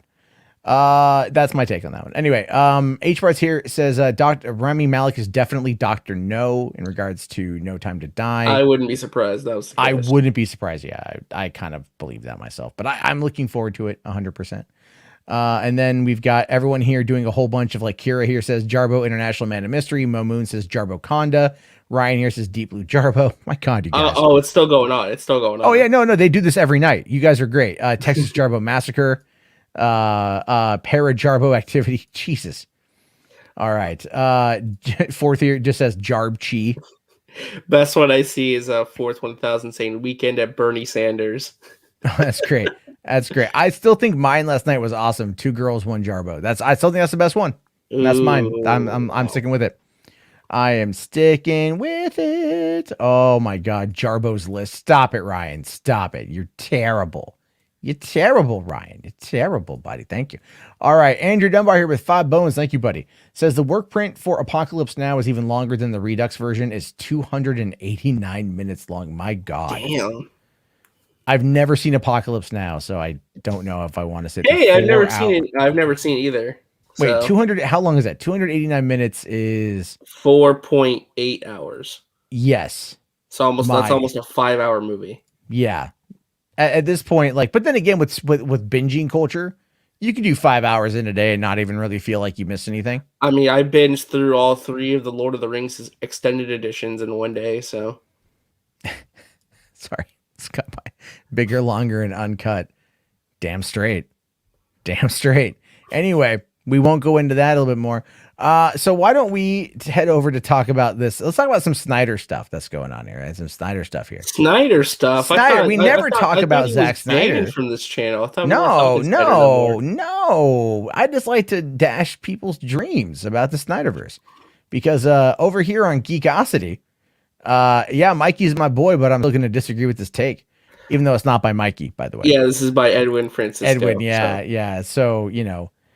So saying here, and I will agree that Justice League's Blu-ray sales have been very good. Oh no, they've been fantastic. I don't think anyone can dispute that. They've been great. Where was I at today? I was at Best Buy today, and they had the Blu-ray there, but all the 4Ks were sold out. And I was bummed because I was like, I was going to pick up the 4K. I'm anticipating that the Steelbook was also sold out. Yeah. Like all of that was gone. But then again, my Best Buy at this point is so low volume. You walk in and it looks like a damn flea market. Like that is how empty this place is. Yeah, my Best Buy is a shell of its former self. Like they got rid of so many. Like they used to have like 20 rows of Blu-ray movies. Now it's like 4 or 5 with just recent releases. Oh, this one doesn't have that. It literally just has like the main little cap that you get when you walk in, right? The normal one that they have, and then there's like one half wall. Wow, that's terrible. It's pretty bad. Mine at least has like 2. It has 2 shelves of Blu-rays, and mostly it's now video game shelves now. The Blu-ray section's been like guttered during the pandemic and afterward. It's been really sad. That's crazy. By the way, here, guys, we've got 73 of you guys watching and only 39 likes. If you guys want, smack on that like. Smack it. Smack it. Appreciate it. Thank you guys so much. Yeah. Anyway, so looking here at this article, they're talking about the massive Blu-ray sales have done very good, right? But then, like, once the merger with Discovery Inc. is complete, we hear it's simply a matter of time before it happens. That is, again, just like, okay. Wishful thinking. It is wishful thinking. It's absolutely wishful thinking, and I get it, but it's like, you know, the sales here are highly impressive. Like, yeah, the sales are highly impressive. That is very true.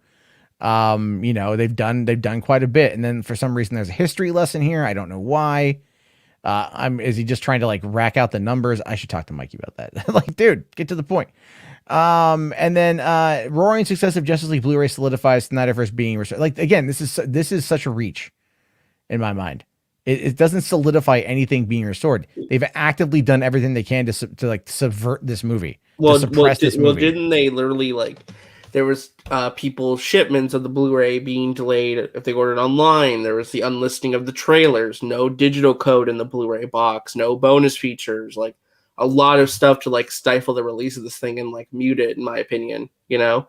Like, yeah. And here's the thing, even if this Blu-ray sold so well, highest grossing Blu-ray of all time, made them buttloads of millions and millions and millions of dollars, I still don't think it would make a damn difference in their minds. Because the people who are currently in charge do not care. They have already set in their ways what they're doing. They already have their plan in place. They're not changing it. They don't want to change it. Yeah. No, you're right. You're absolutely right. They definitely they want this thing gone. They have to go through the rigmarole of it, which is releasing it. They have to go through all that stuff, which is getting it out there. And then they've been burying it. They've been suppressing it. They clearly don't want more of it. This is my speculation. I think after this initial run, you are going to very, very rarely find a copy of this in the wild. I think they're going to they're not going to keep releasing this movie on physical media. I think they're going to stifle subsequent releases, and it's going to be in very short supply. So if you want a copy of it, get it as soon as you can. And I think a lot of the hardcore Snyder Cut fans have, and that's very good. You know, that Steelbook I'd like to get. There's also the Trilogy set. Yeah, I bought both the Steelbook and the 3 movie box set with the art cards and stuff because I wanted both. H-Bars here makes a great point. Says if it made $3 billion at the theater, they would still bury it. Probably, yeah. Well, I don't know about that. If it was a $3 billion movie in theaters, no, I don't think that. Like, I don't know. I don't think the hatred's that steep to where $3 billion in theaters would make them not double down on this. But otherwise, yeah. Yeah. Well, I mean, it says here, like, you know, new owner Discovery Inc. can see that Zack Snyder's version has a long-lasting effect in terms of sales. It's all about the money. It's not about the money at this point. It's literally at this point, we can argue. I mean, we can almost pinpoint 100% that it's not about the money, right? It's really not about the money. It was like, maybe it was at the beginning, but now it's not about the money. Yeah, I mean, well, my position in this has always been, I don't think anything's going to happen with the current people in charge. Like, okay, let's say David Zaslav comes in-house, he's in charge of everything, and he keeps Toby Emmerich in charge of Warner Brothers. No Snyderverse continuation. But if like they bring in some of Discovery's own people and they take a look at some stuff, they look at analytics and they look at numbers, maybe they could justify doing something on streaming, but otherwise, no. Yeah, I know. I completely agree. I just don't see them.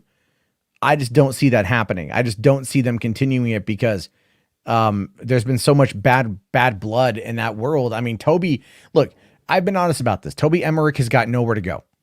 He's got nowhere to go. That's there. Up. You know, he's stuck there unless he gets another job running another studio. And I think the only way he's probably going to leave is if they force him out or some huge scandal comes out about him. Like some huge scandalous thing comes out in Variety. It's like, nope, we got to get rid of you, Toby.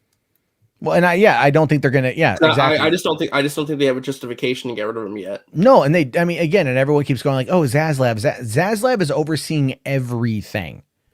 Well, remember, these are well, to be fair, I was in the same boat. A lot of us thought Jason Keelar was going to be the savior. He was going to be the one to save the Snyderverse because, he's the head of HBO Max and digital content. He can do something. Come to find out, he didn't do absolutely anything for us. So yeah, it's possible that his hands were tied. It is possible, but he is the CEO of Warner Media. His hands shouldn't be tied. But then again, it's one of those situations where I'm just going to say, hot take, bold take, Ray Fisher fucked a lot of it up for the right reason. For the right, no, yep. I don't know about that. Yep, Explain. Okay, all he did is before the movie came out, brought bad press towards the company for the right reason. Okay, I'm not arguing against his principles. He did what he felt was right. But when you're trying to finish the $70 million project and you're trying to use it as a way to instill goodwill towards the streaming service, and then all of a sudden one of the actors in the movie comes out and accuses the former regime of racism and bigotry, and then all that does is like take over the conversation, and he forces you to conduct an investigation that he's not happy with, that he records everything and he puts information out, which again, I'm fine with all that. It makes them look like they're in the bad light. It embarrasses the company. It tarnishes the name. Why in God's name would they ever want to work with his ass ever again? They don't want to. And if there's ever going to be a continuation of the Snyder Cut, Ray Fisher coming out and doing that, guess what? Cyborg's a major part of all that shit. Do you think Zack Snyder would do Justice League 2 or 3 if Ray Fisher wasn't involved with Cyborg? No, probably not. In his heart of hearts, no, you wouldn't want to do that right now. But I don't know. Maybe if like new management comes in, the old guard that would be upset at him and hold that grudge. It doesn't matter. There are shareholders at play here that still feel like, I know there's money, right? But in the money, the Snyder Cut made money. There's no question about it. We don't know how much.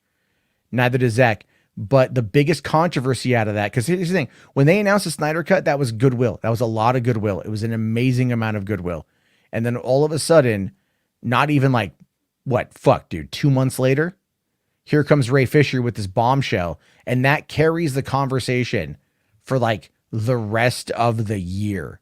And even then, after the movie came out, because he's still out there poking the bear and he's still out there trying to get at Walter Hamada. I mean, come the fuck on.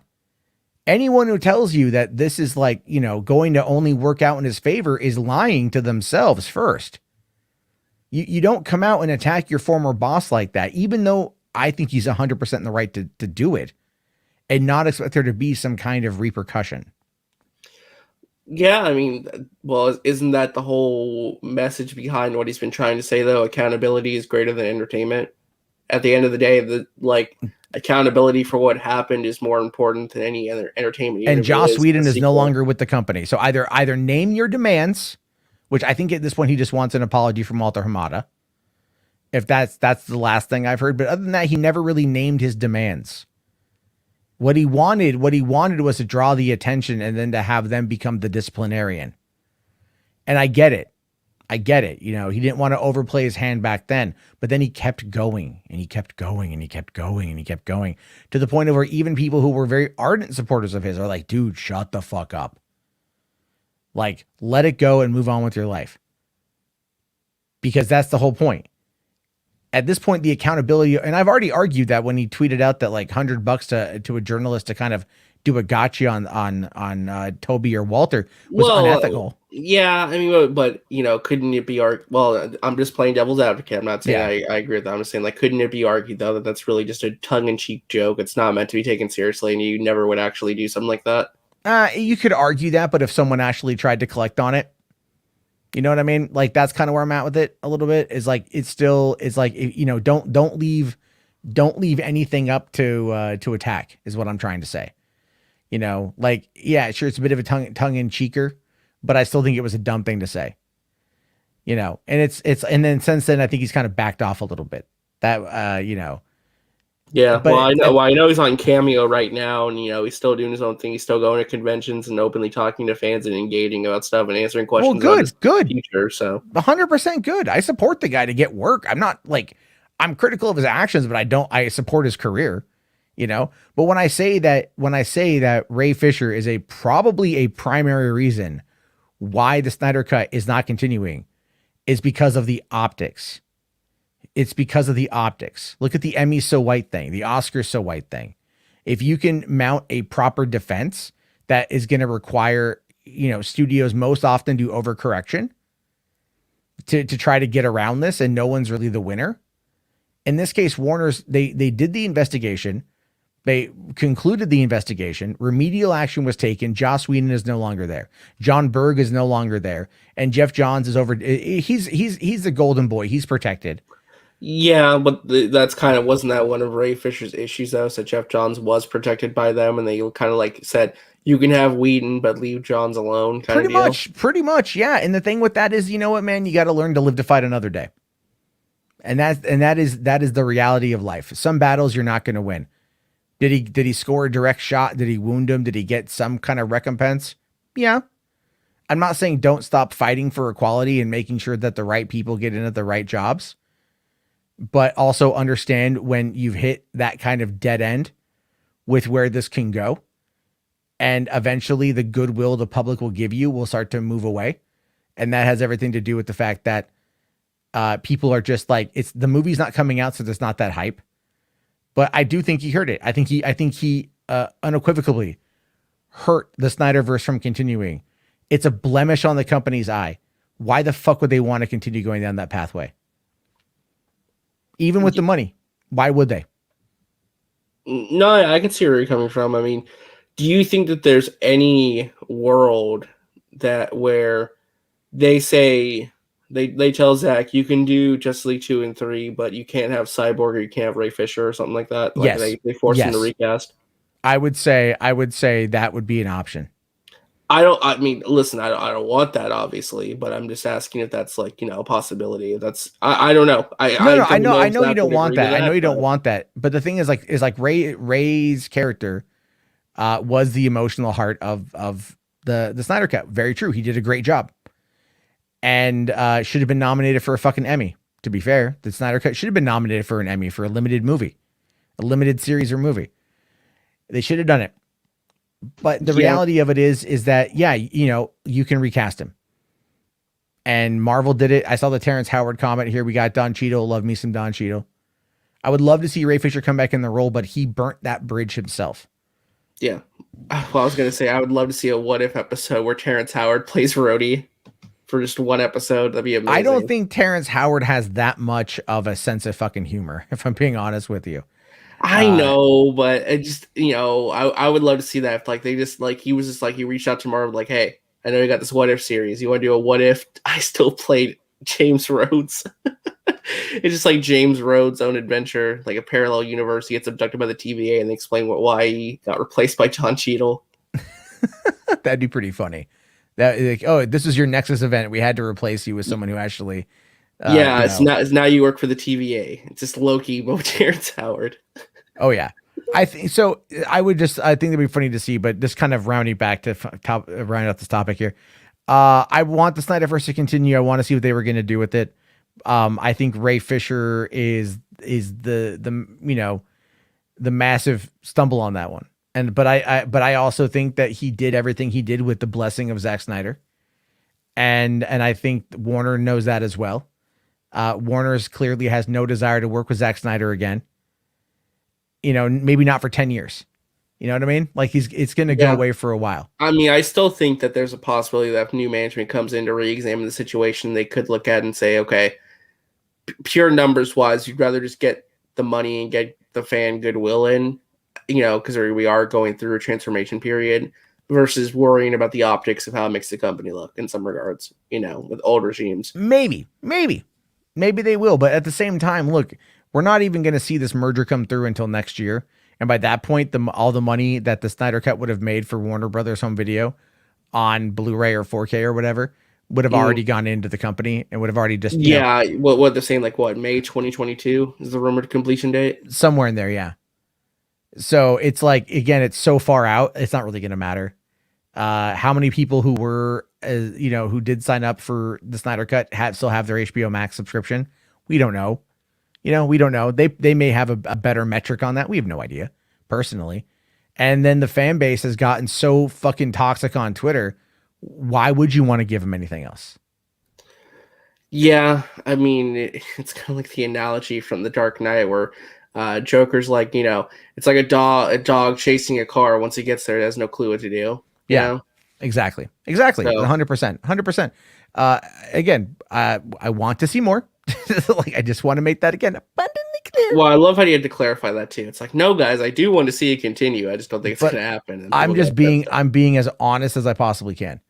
And that's basically like how I do it. So, all right. Thank you. Okay. Thank you, Richard. Let me get to some super chats here because a few of them came in. Ryan here with $5, buddy. Thank you. Says Apocalypse Now is a fantastic film.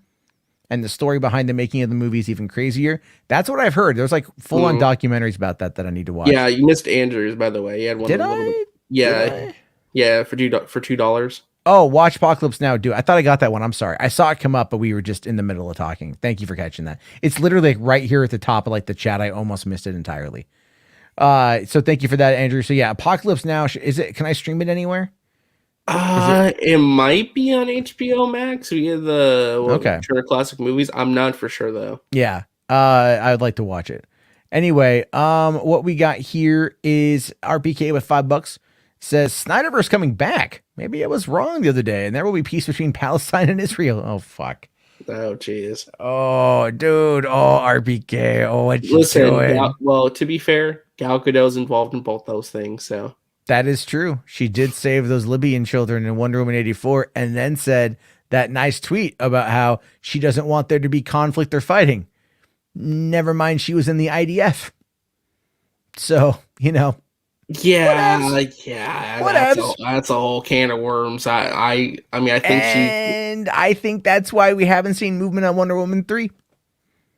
Is that Twitter controversy still relevant though? Are people still upset though? Oh, I mean, dude. I know it's Twitter, but sometimes stuff comes and goes. Like, all they have to do is just, she says one thing out of line, and it's flat out going to be free Palestine all over again, right? Or like free Palestinian children, or whatever it is that they're going to argue. I'm not too sure what their hashtag was, but that's going to probably end up happening. Well, here's the thing. I'll tell you this: we'll know more when they start promoting Red Notice next month. Yeah, or DC Fandom too. Let's see how heavy they push Gal Gadot. She's not even on the poster for DC Fandom. No, I could have sworn she was. Is she on the poster? I thought like DC Fandom 2021 poster. Is she on the poster? I thought she was. I could have sworn she was on the poster. Because like the only one. All right. And I'll save it here. I'll bring it. I don't see her. I see Ezra, and I see. I see Robert Pattinson's Batman, but I don't see her. Well, Gal's still on the, for DC Comics Twitter account for the DC, like the official account for DC. Like she's on there. She's on the Twitter header. So. Oh, well, and here for the poster, we've got whatever the animated version of Wonder Woman's going to be down there at the bottom, right above the logo. Oh yeah, from what was it, DC Superhero Girls or whatever that show's called? Yeah, I don't know. Never. And you got that one piece of art. Yeah, the one piece of art that Lightcast stole. Well, people working with Lightcast stole. But Lightcast. Yeah. So I mean, they don't even have Harley Quinn up here. They've got fucking gaming Harley Quinn. Yeah, that's from the Justice League or Suicide Squad Kills the Justice League. Yeah. So, I mean, obviously, like, yeah, they have, but The Rock is front and center. Well, The Rock is there twice. He's also playing Crypto the Super Dog. Right. That's so weird. That's apparently a trailer is going to be coming for that soon. Some plot details already online. I heard that the idea is that Crypto is going to lose his superpowers, and he has to train a bunch of like normal pets who get superpowers in an accident. So it's like he has to learn to be a super dog without superpowers or some crap. So. Wow. Yay. Listen, it'll be a hit with the same kids who love Paw Patrol, okay? Paw Patrol will be there on the God, fuck. I've heard that song so many times in the last week. All right. So I know we've been all okay. Let's get through some of this stuff here. And then the last thing we're going to talk about is the Star Wars Quantic Dream thing. All right. Benson here says, Matt, I saw this a few days ago. Or says a few days ago. Fisher is kicking himself now as his movie career is over. The Snyder YouTubers ruined the chance of another movie too. I wouldn't go that far. I wouldn't say the Snyder YouTubers. It's really the Snyder Twitter people. Those ones are the real annoying ones. The YouTubers aren't that bad. Although, as much as I love Zod Rider, some of the things he was saying was a bit out there. In regards to what?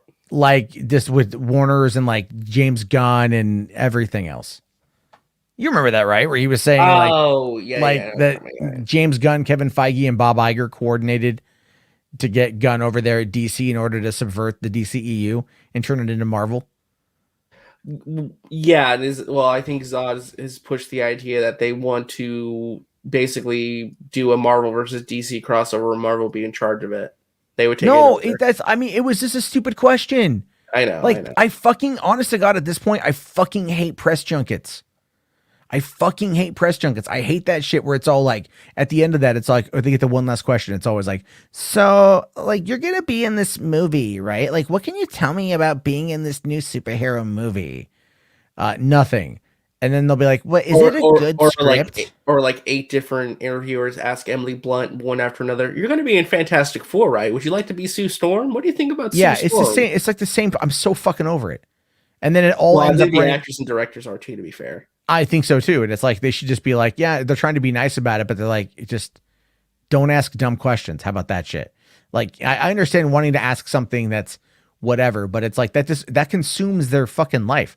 You know, it's like Ben Affleck was trying to, promote, was it Live by Night? And oh, dude, anytime they asked him about Batman, he was visibly depressed and angry. Yeah. He's like, can we just talk about this movie or like my next directing effort or something else? Like, please. And I think that was one of the things that kind of led him down the path that it did. And a lot of it has to do with people who, I get it. There's enthusiasm there. I get that. And I support that 100%.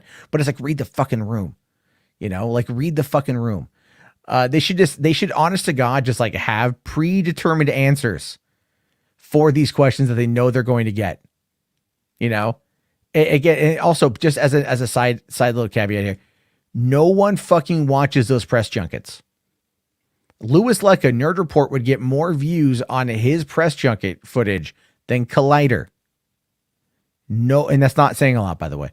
No one watches those things. They just get the question at the end and like the soundbite, and that's all it is. And all of this money you spent marketing these movies, it's like, go back to Chappie, 2015 Chappie, Neil Blomkamp. Word came out, like someone asked him about like the Alien, somehow that came out. And they talked about the idea for Alien 5 that he had wanted to work on with Sigourney Weaver while they were making this movie, and some concept art came out. And then that was all anyone could talk about surrounding the film. Literally, that was it. No one talked about the movie of Chappie, which actually probably was for the best because it was shit. Yeah. I mean, there's some aspects of Chappie I like, but there were Charlotte Copley was great. Hugh Jackman was fun. I liked the bad guys. I fucking hated the good guys. Oh yeah, because they hired those rock band people, right? The D-Ant-word people that are now broken up, by the way. And I'd like to say Chappie has something to do with that. You know what? And good. Sorry, that's a very weird strategy. It's like, I'm gonna like make the main heroes that like make Chappie like, give him some humanity and give him an arc. I'm gonna make them these weird like rock and roll musicians who don't really have acting experience. Like what? I'm gonna make them the worst people I know. Yeah, to where the audience like hates them. Yeah, I was totally. I like Neil Blomkamp, but it should have been Dev Patel and Hugh Jackman. To be honest, it should have been. If you're going to do a Short Circuit knockoff, make it a good Short Circuit knockoff. Anyway, H. Bart's here. It says Zaslav would not hire Ray. Also blame Kevin Tsuchihara, not Hamada. Yeah. Oh yeah. Kevin Tsuchihara screwed up Warner Brothers. Like once Jeff Robinoff left, that's when I believe the downfall began, to be honest. Oh no, they need to find someone else who's like that. I don't see that being Zaslav. Zaslav's going to be a bottom dollar money guy. And it's all about the expansion of HBO Max into other territories and investing the money that they said they're going to invest. And that content is going to be, again, content they can pump out in order to probably appeal to some of the lowest common denominator, which is Dr. Pimple Popper plays Batman. Which, I'll say this. I was on TikTok the other night because I've now been getting into TikTok. Don't fucking judge me, people. Some interesting stuff on TikTok. And I came across the Dr. Pimple Popper one, and I finally watched it, and I was like, all right, that was kind of cool. I was like, I've never seen this before. I mean, I saw one, maybe it wasn't, no. Okay, no, that was weird. That was pulling out like a cyst in someone's like back.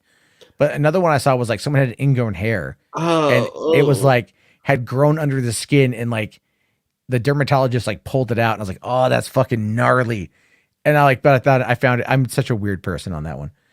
Anyway, H Bart's here. Thank you, buddy. Says, no one here truly cares about accountability over entertainment. Everyone is still going to go see Flash. Yeah. Yeah, probably. Yeah. I mean, I still think that movie's going to have a tough time, honestly. Really? Because they're going to put Batman everywhere. And that's all anyone's going to talk about. Then when people actually go see the movie, it's actually a Flash movie, and the marketing was misleading. Well, they're going to be disappointed. That's what I'm saying. I think this movie has a major identity crisis. I really, really do. Which is exactly why they want to push it as being more of a Batman movie, and the Flash is just kind of a side character in his own film. That's dumb. It is super dumb. Super dumb. But again, it's not the Flash that is based on the Snyder Cut. It is not. They've already fucking stated this shit like multiple times. Not even that. Like, even from a marketing perspective, it's like, okay, this is the first ever big screen version of the Flash movie. You market it as a Batman multiverse adventure with Michael Keaton and Ben Affleck guest starring Flash, and maybe there's an evil version of Flash, and there's some multiverse shenanigans. Like, I don't know, dude. It's just, I don't know. And Supergirl's in there too now. It's like, oh god. Yep, it's Iron Man 2, the movie. It the DC version of it. It really is. It's like, we're setting up a group of people. But he's like, I was already part of a group of people. Yeah, but those people didn't make a lot of money, and they kind of suck. Yeah, we're resetting you, Barry. We're gonna reset the timeline, and you're gonna be. We're gonna push you to reset things. Don't worry about it. We're gonna reset you, Barry. It's gonna be great. You're gonna go back and meet Morty, Barry, Morty. I can't do a Rick. To be honest, the Flash movie would be 1,000 times better if Rick and Morty were in it, and they're the reason why the DCU was all fucked up. Honestly, that would be the kind of, yeah, I'd be okay with that. Like, I'd be okay with that. But all right, let's see. Benson here for £2. Thanks, man. Says, imagine the irony if Fisher says booyah on cameo. He won't do it. I'm pretty sure there's rules where he gets submissions that he has to ignore or something like that. Hold on here.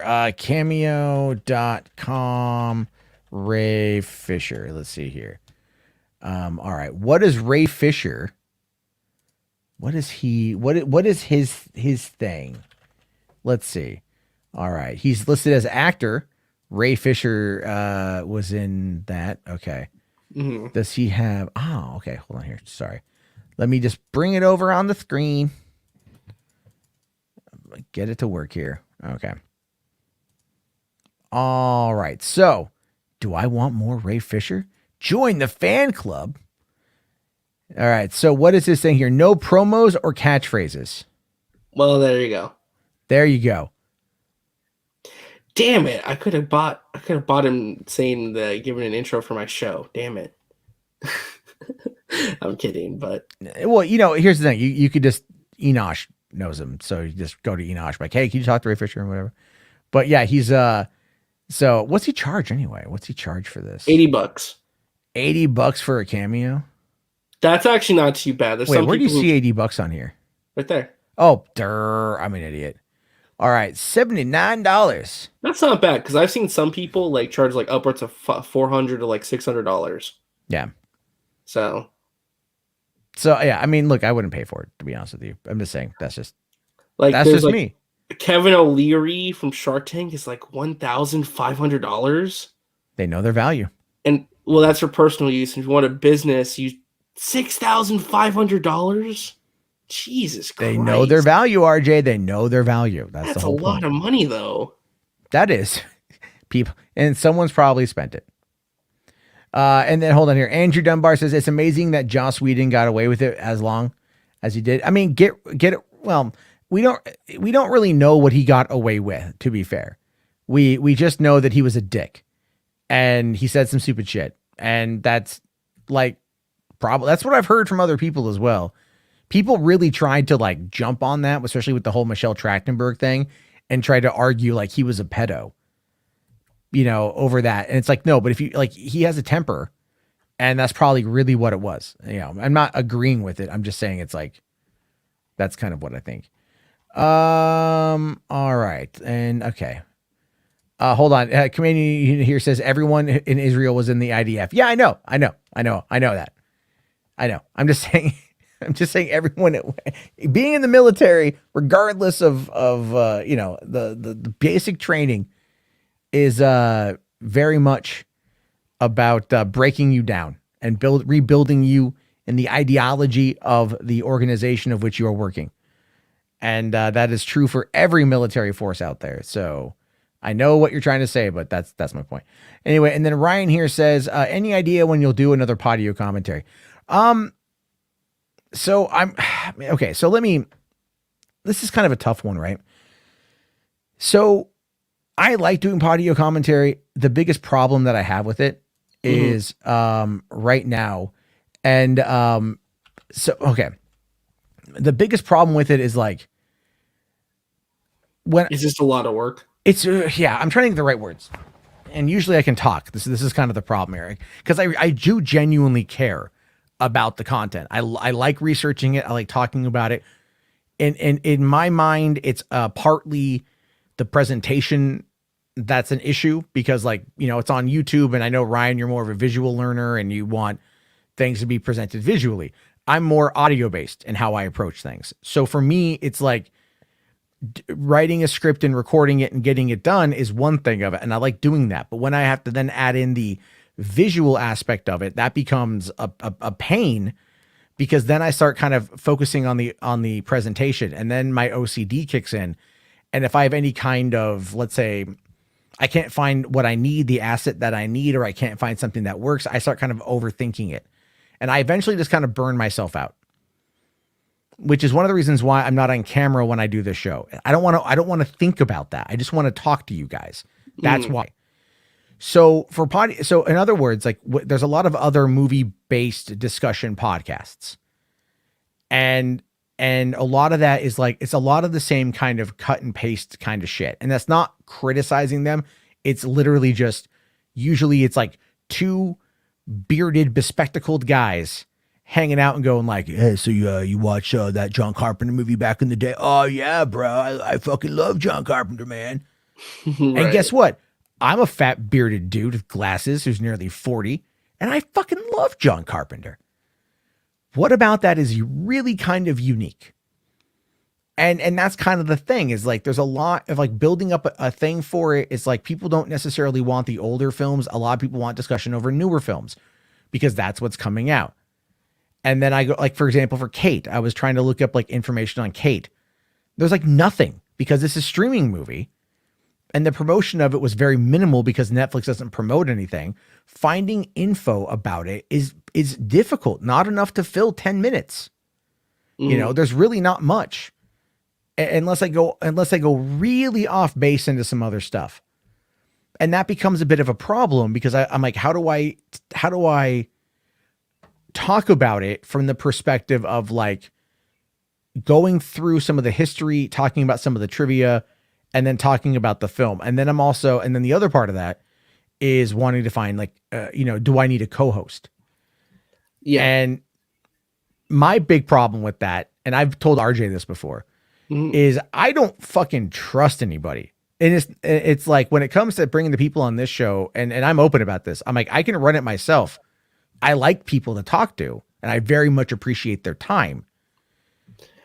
Yeah, it's more so for you. It's like about, since you're already a perfectionist, it's about, you want Podio commentary to be very professional, and it's more so about maintaining a level of quality. Yeah, I'm a perfectionist on that shit, and it drives me up the fucking wall. You guys have no idea.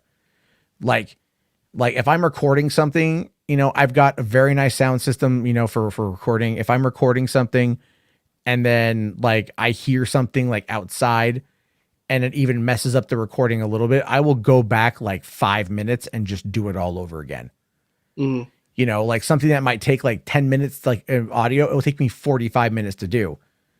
Even when like there's minimal mistakes that I don't need to go back and fix, I will go back and redo them in order to be able to like match up my my dialogue. And then when I go to edit, I will go into the fine tune, like I'll go right into I'll zoom in as far as I can, and I'll cut it to where like it sounds flawless. Like I get very OCD on this stuff, and it just ends up it drains me.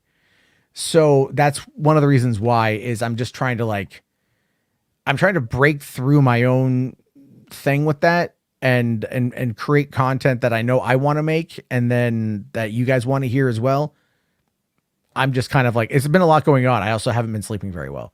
So no, I totally get that. Yeah. And I do the show. I make sure to do the show. I've been doing this now for months. I love doing this show. But it's like other things as well. It's like, that's why I like TikTok, because it's very easy, and it's very quick, and it's fun, and it's something that's a little bit different. So I like to experiment. But yeah, I know I want to do more. I just realized that a lot of people who do this, we all cover the same fucking movies. Yeah. And there's like, you know, and it's like, yeah, do I want to talk about Indiana Jones? Absolutely.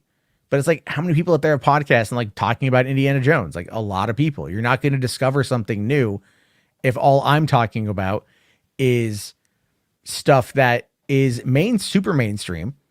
But at the same time, it's like, I want to make sure that it's accessible for you guys to watch. So like Netflix, Amazon, Hulu, things like that you would have then the ability to see and then be able to join in on the conversation. Because I don't want to alienate anybody by going too obscure. And I also don't want it to come across like just to copy paste everybody else. Mm-hmm. So Elmo here says, if I had smart AI with voice, I would use your voice. Dude, I would love it if I could get my hands on that program that Adobe has that takes your voice pattern, and then you can type up stuff and it will say it in your voice. That would be kind of cool. Have you heard that before? Sounds familiar. I don't know if I've heard it exactly though. No. Jordan Peele demoed it a couple of years ago, and like Adobe will probably never release it because like their intent was for like podcasts or audiobooks, where if you forget to say something, you can just like do whatever with it. But given like deep fake technology and how people can do shit now on their phones, that really kind of makes you question reality, right? As well as everything else. It ends up like, you know, there's questions there, but then I'll give you a prime example. Go back and look at The Mandalorian with Luke Skywalker. His voice was all digitized. Yeah. I mean, that wasn't Mark Hamill talking. That was them going back and finding audio that they could manipulate to make it say what they wanted to say. You know, so it's like the technology is there. It's still kind of rudimentary, but it's there. But that would be cool as shit though, if I could just sit there and like type it up, and then like it recognizes my voice, my vocal patterns, and then just like pumps out an audio file. Right. Like, I'm like, fuck yeah, this saves me a lot of time. Yeah, no, that actually would be kind of cool. Eventually we're gonna get to a point where technology like that though. Just give it some time. Yeah. Nikki here says you should do movie reviews, like reviewing other movies. You can even review your favorites. I like reviews, but it's like, I don't like to call them reviews because I just kind of like to talk about them. You know, like I go all over the place with them. So it's like, I don't have a structure. And I don't really know, like, I also, by the way, I don't like to watch reviews. I really don't. I don't like to watch reviews because I feel like, oftentimes the people who are critiquing them are like, this is what I like about the movie. And it's like, it's oftentimes surface level because the people that like, you know, there are filmmakers and film critics who have the experience to really kind of dive into it. But otherwise, a lot of it is just how it makes you feel when you watch it, which is fine. And I'm not disparaging anyone, but it's like, I'll tell you this. I did a review of season 3 of F is for Family. And I talked about the nuance of characters, and I started talking about like how the story was flowing with even minor characters, references in season 1 that just kind of arced their way through. And I'm talking about it from this grand perspective.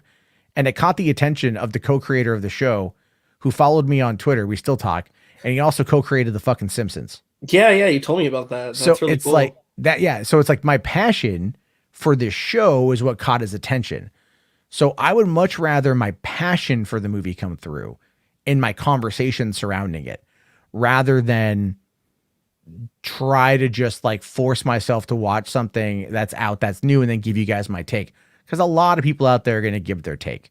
I would much rather like find the love in it and then talk about it from that perspective, because I feel like there's so much cynicism and negativity and pessimism in regards to movies. I don't want that. And I fucking don't want that here. I know we joke around a little bit like about Snyder stuff or whatever the fuck, but generally I like to maintain a positive identity here, a positive community. And you guys are great. You guys love to be positive about stuff. It's, I know some people are a bit more cynical and cheeky than others, and that's fine, but I don't want it to be a place to come on in and just hate shit, because I don't want to, I don't want to waste my time hating stuff. I don't think you guys want to waste time hating stuff. Yeah, no, I totally agree with that. So, Ryan here says, you've already got 400 subs on Podio commentary. Whatever you're doing might be working. Well, that was also covering like the Snyder Cut stuff, by the way, because I covered Man of Steel, BVS, and the Snyder Cut. So that kind of helped out. I was playing the game. Hot topics at peak at the time. Yeah. But it's okay. I need to work on it though. Any more Stranger Days? Yeah, I'm working on some stuff right now. I just I've been reading up. I did the Gabby Petito thing, took my attention over the weekend. And with her being unfortunately found dead, that's pretty sad. Yeah. And so that's been going on. I've been reading other stuff like that. And just chilling out. But anyway, let's get into what I think is going to be like the last subject of the night. I had other stuff, but I can save it for tomorrow. What we've got here is Quantic Dream is apparently working on a new Star Wars game, and I'm RJ. Your sigh is also very similar to my sigh. Really? Okay. I this is really interesting, because I thought you were going to be okay with this. I thought you'd be excited by this, and you'd be coming at this from a positive angle. Let me just start. Let me. I know. I try to. Let me just preface this by saying one simple thing. Fuck David Cage. I think he makes interesting games. I don't want him directing a Star Wars game. No. I don't need that kind of self-important bullshit. Not in my Star Wars. He's like, if you guys hate Rian Johnson's subversive take on Star Wars, David Cage would be that on like crack cocaine. Okay.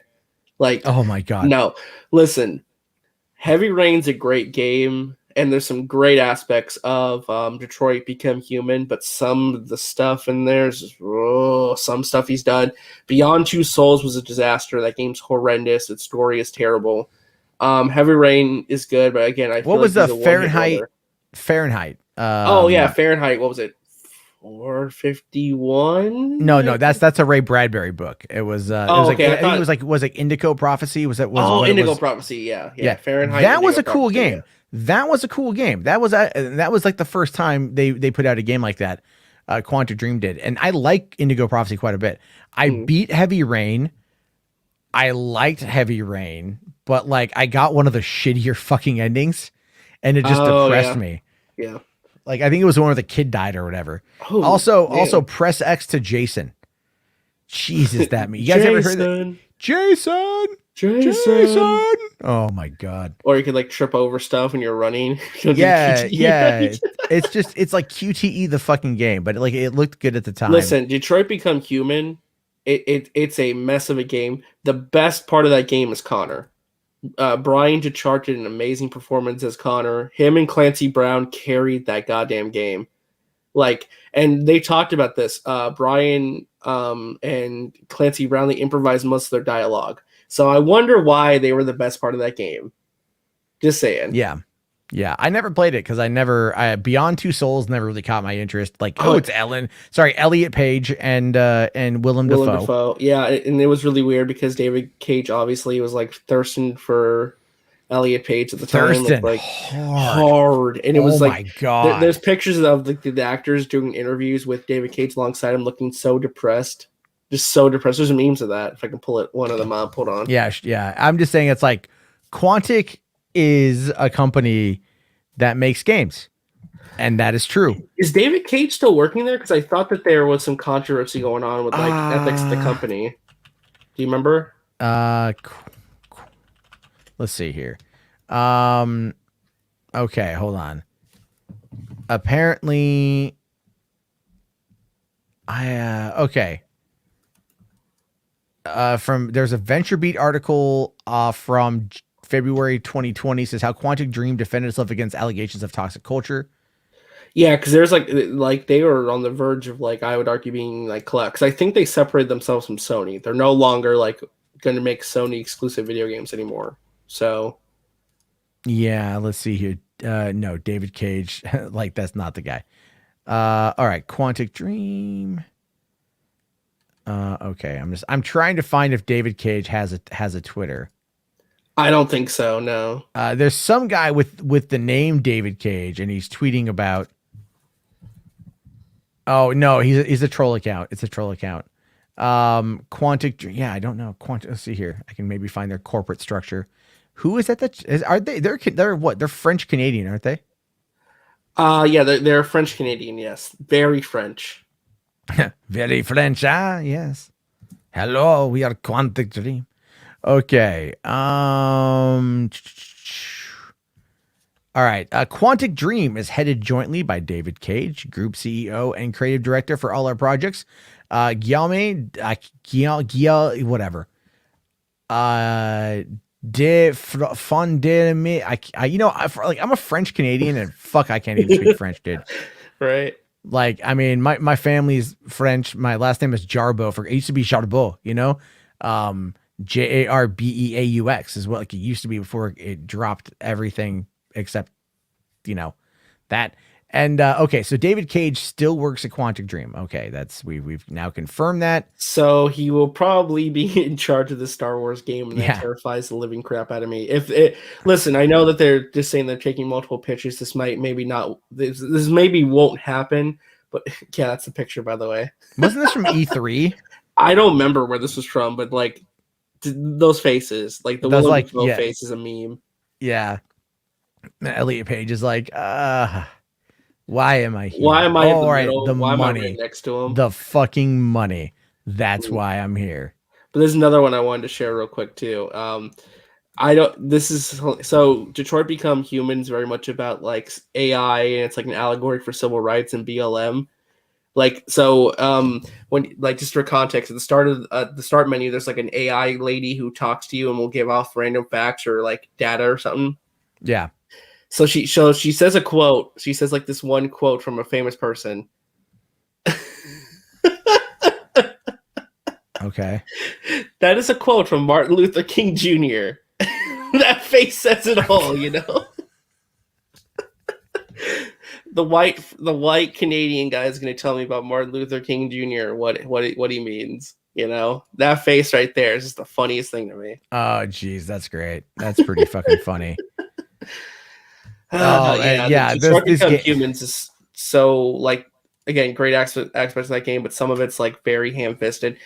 David Cage very much is like, he has good ideas sometimes, but his execution is like, and the way he writes his games are just so ham-fisted with the social messages and what he's trying to come across, the feelings, the emotion, you know, that's the kind of guy he is, you know, over logic and stuff. It's just Jason. I'm sorry. I'm never going to get over the Jason thing. That's just like, I remember when those memes dropped, I'm like, what? And then I saw the video. But yeah, you're right. You're absolutely right. All right, so let's look into this one here. Quantic Dream is working on a Star Wars game. It's claimed. Yeah, just a rumor. You have to love it. It's claimed at the very end there, right? Thank you, Andy Robinson, for your journalistic integrity. Yeah, what website is this? Video Game Chronicle? Video Game Chronicle. I know. I've never. Yeah. Well, this is okay. So that's according to French YouTuber Gatos. Gastos. I don't know. Gatos? Yeah, Gatos. Just call him Gaston. Just call him Gaston. I'm gonna call him Gatto because like it's a cat. just go for it, you know. We're mixing the languages here. Yes, screw it. All right. Okay, who claimed this week that Detroit Become Human and Heavy Rain developer Helm of the Designer David Cage has signed a deal with Disney. And that now it's a 3-game contract. Now that it's 3-game contract, Sony has ended. All right. Yeah, So so it they're says moving here- on from Sony. They're looking Yeah, at I mean, doing that makes something sense. That makes sense, right? Elf Protest here says Quantic Dream, quote unquote, game. That is else. The more very like true. interactive movies, yeah. Yeah. Jason. Anyway, you gotta love it. So the claim was later corroborated by reliable games industry insider Tom Henderson, who posted a cryptic Star Wars and Detroit mashup on Twitter. So is this what did he say? This is the okay. Oh, that's what he posted on Twitter. Wow, that's real cryptic there, buddy. Whoa, look at this right here. Wow. Oh my God, it's so I don't know what's going on. Is it an allegory for like the LGBTQ 2+A community? 2A+, I think. I don't know. I don't know. I think it's an allegory for that's how we're all gonna feel when this game comes out. We're gonna feel like we're gonna get beheaded. Probably. Like Count Dooku. Yeah, it feels like that. All right. So earlier this year, Lucasfilm signaled that its Star Wars exclusivity deal with EA was over. What was great, I think, because I think they called up EA and just said we're done. In January, the company described the Ubisoft partnership as a new direction for Lucasfilm Gaming and confirmed it was opening the doors. Hold on. So Tom Henderson has an article on his website where he talks about this project and what it is. Oh, okay. So I'll put a link to that right there. Oh, he's on DualShockers. Yeah, he's from DualShockers, yeah. Okay, that's all right. Well, then I'm still going to give him shit, but that's not like... Oh, there it is right there. There we go. All right, sources. Quantic Dream Star Wars title has been in the works for 18 months. If that's true, then that's very far along, and this could get announced anytime. Yeah, man. Yeah, let's see here. Okay. So after Quantic Dream's 3-game deal expired with Sony in 2018, after the release of Detroit Become Human, the president and founder of the studio, David Cage, began exploring new opportunities because he needed to. The rumor was first reported by French YouTuber and ex-journalist Gato. Okay. And so in a separate conversation, I was also speaking to an individual who provided overwhelming evidence that he had contacts at Quantic Dream and reported that the Star Wars game by the studio had been in works for at least 18 months. The evidence was that concrete, in fact, that I reported on its findings a somewhat small cryptic tweet whilst the investigation into the news continued. That wasn't a very cryptic tweet, though, to be fair. Yeah, that's it's like, not very cryptic. Where's this guy from? Where's this guy actually from? I have to know this now. Where does he reside? Somewhere. I'm gonna go probably Canada. I'm gonna say Washington. No, fuck off. We're not that bad here. I know. Anyway, maybe it's California, Northern California. No. The way he writes is, I think because he's like inside Quantic Dream, and they're out of not Montreal, so I think he's probably from Canada. If I had to guess, it's still unclear. Hold on, I might cut out if I didn't already. Think you're fine. It was acting a little weird for a second. Okay, yeah, I just see the little thing right there. It's still currently unclear on what exactly the 18-month time span entails, and rumors within the French developer community suggesting that the title could have just started full development in the past several months. What makes the recent bits of information more interesting, though, is that the official Quantic Dream Twitter handle liked a tweet of the Star Wars rumor by the Games Post, but the like has since been removed. And this is what apparently it looks like here. Quantic Dream, and they liked it. Okay, so yeah, but it just could be a social media intern, just liking something and not actually reading into it or whatever. It doesn't really mean most anything. likely. I mean, it could be anything. Who knows at this point? It could be literally anything. But that is I'm just not a fan of the idea. I don't want. Listen, if it's David Cage at the helm, I'm terrified. If it's someone else at Quantic Dream and maybe he's doing something else, then that's fine. But I don't know.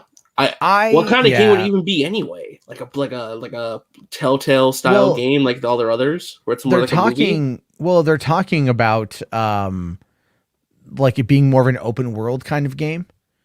But they've never made something like that before. Well, then that's again, not their wheelhouse. Well, yeah, true. But the people who did Alien Isolation right? Came off of doing like the Total War franchise.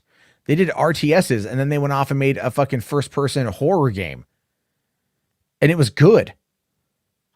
You know, Yeah, that's true. So like these things can happen, and it's not that they don't know how to Assembly's more of a capable developer. You know, I'm not for sure if Quantic Dream can do that, especially if it's under the direction of David Cage. You know. Yeah. Would this also be canon? Would that have to be approved with the Lucasfilm Story Group? Because that'd be interesting.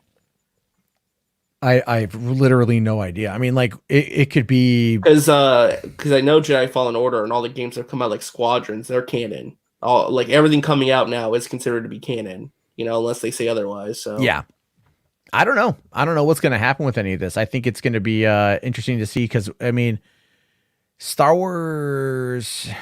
I think we're going to get a lot out of Disney Plus Day in 2 months, but it's going to be for Disney Plus. Like they're not going to announce it. Yeah, it's for TV shows and streaming movies, not, you know, everything else. I don't know what's coming. I know Gamescom already happened. I think the Tokyo Game Show is coming up. If they're going to announce anything, it would be at the Game Awards. And that's in December. So oh, yeah. Yeah, that would make sense. That's the next big showcase. Yeah. Oh, there's also Paris Games Week, which I think is like it's coming up soon. Oh, yeah. They're French, right? So Paris Games Week could be something to watch too. They could drop something there. It could be very. I don't know. I'll have to wait and see. I'd like to know more. If it's true, I'd like to know more. But I think that will kind of wrap up the stories. I had a couple more things, but we've gone on for a while, so we can get to that. Hold on, but Benson here says Pignor is using the murder for views. That was a new low. Was it? Was it a new low, Benson, with Andy Signor making 4 videos in 24 hours about the death of the disappearance and then the death of Gabby Petito? I mean, I made 4 TikToks or 3 TikToks in the span of a day, but I made no money because they were TikToks and they were short videos. But I also was trying to do actual journalism. Wait. Were those videos monetized? No. No, by Andy. Oh, I would argue absolutely. Yeah, one of them got like 45,000 views. Look, the thing is the Gabby Petito case, and I talked about it a bit last night. It's a sad case. It's a sad case, and it impacts a lot of us because she was a YouTuber. Like she was wanting to be a YouTuber. And so when that happens in this community, it ends up becoming a very large part of the conversation.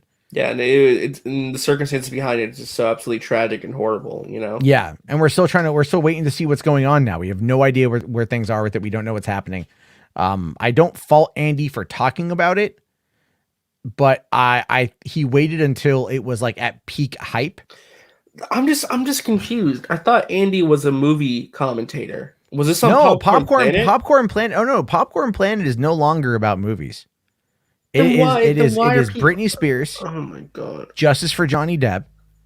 Something else that he's quote unquote passionate about. Then why is he? I don't get it. I don't get that. Because people don't watch movie. He's even look, and I'll be okay. I hate to fucking give him credit, but it's kind of true.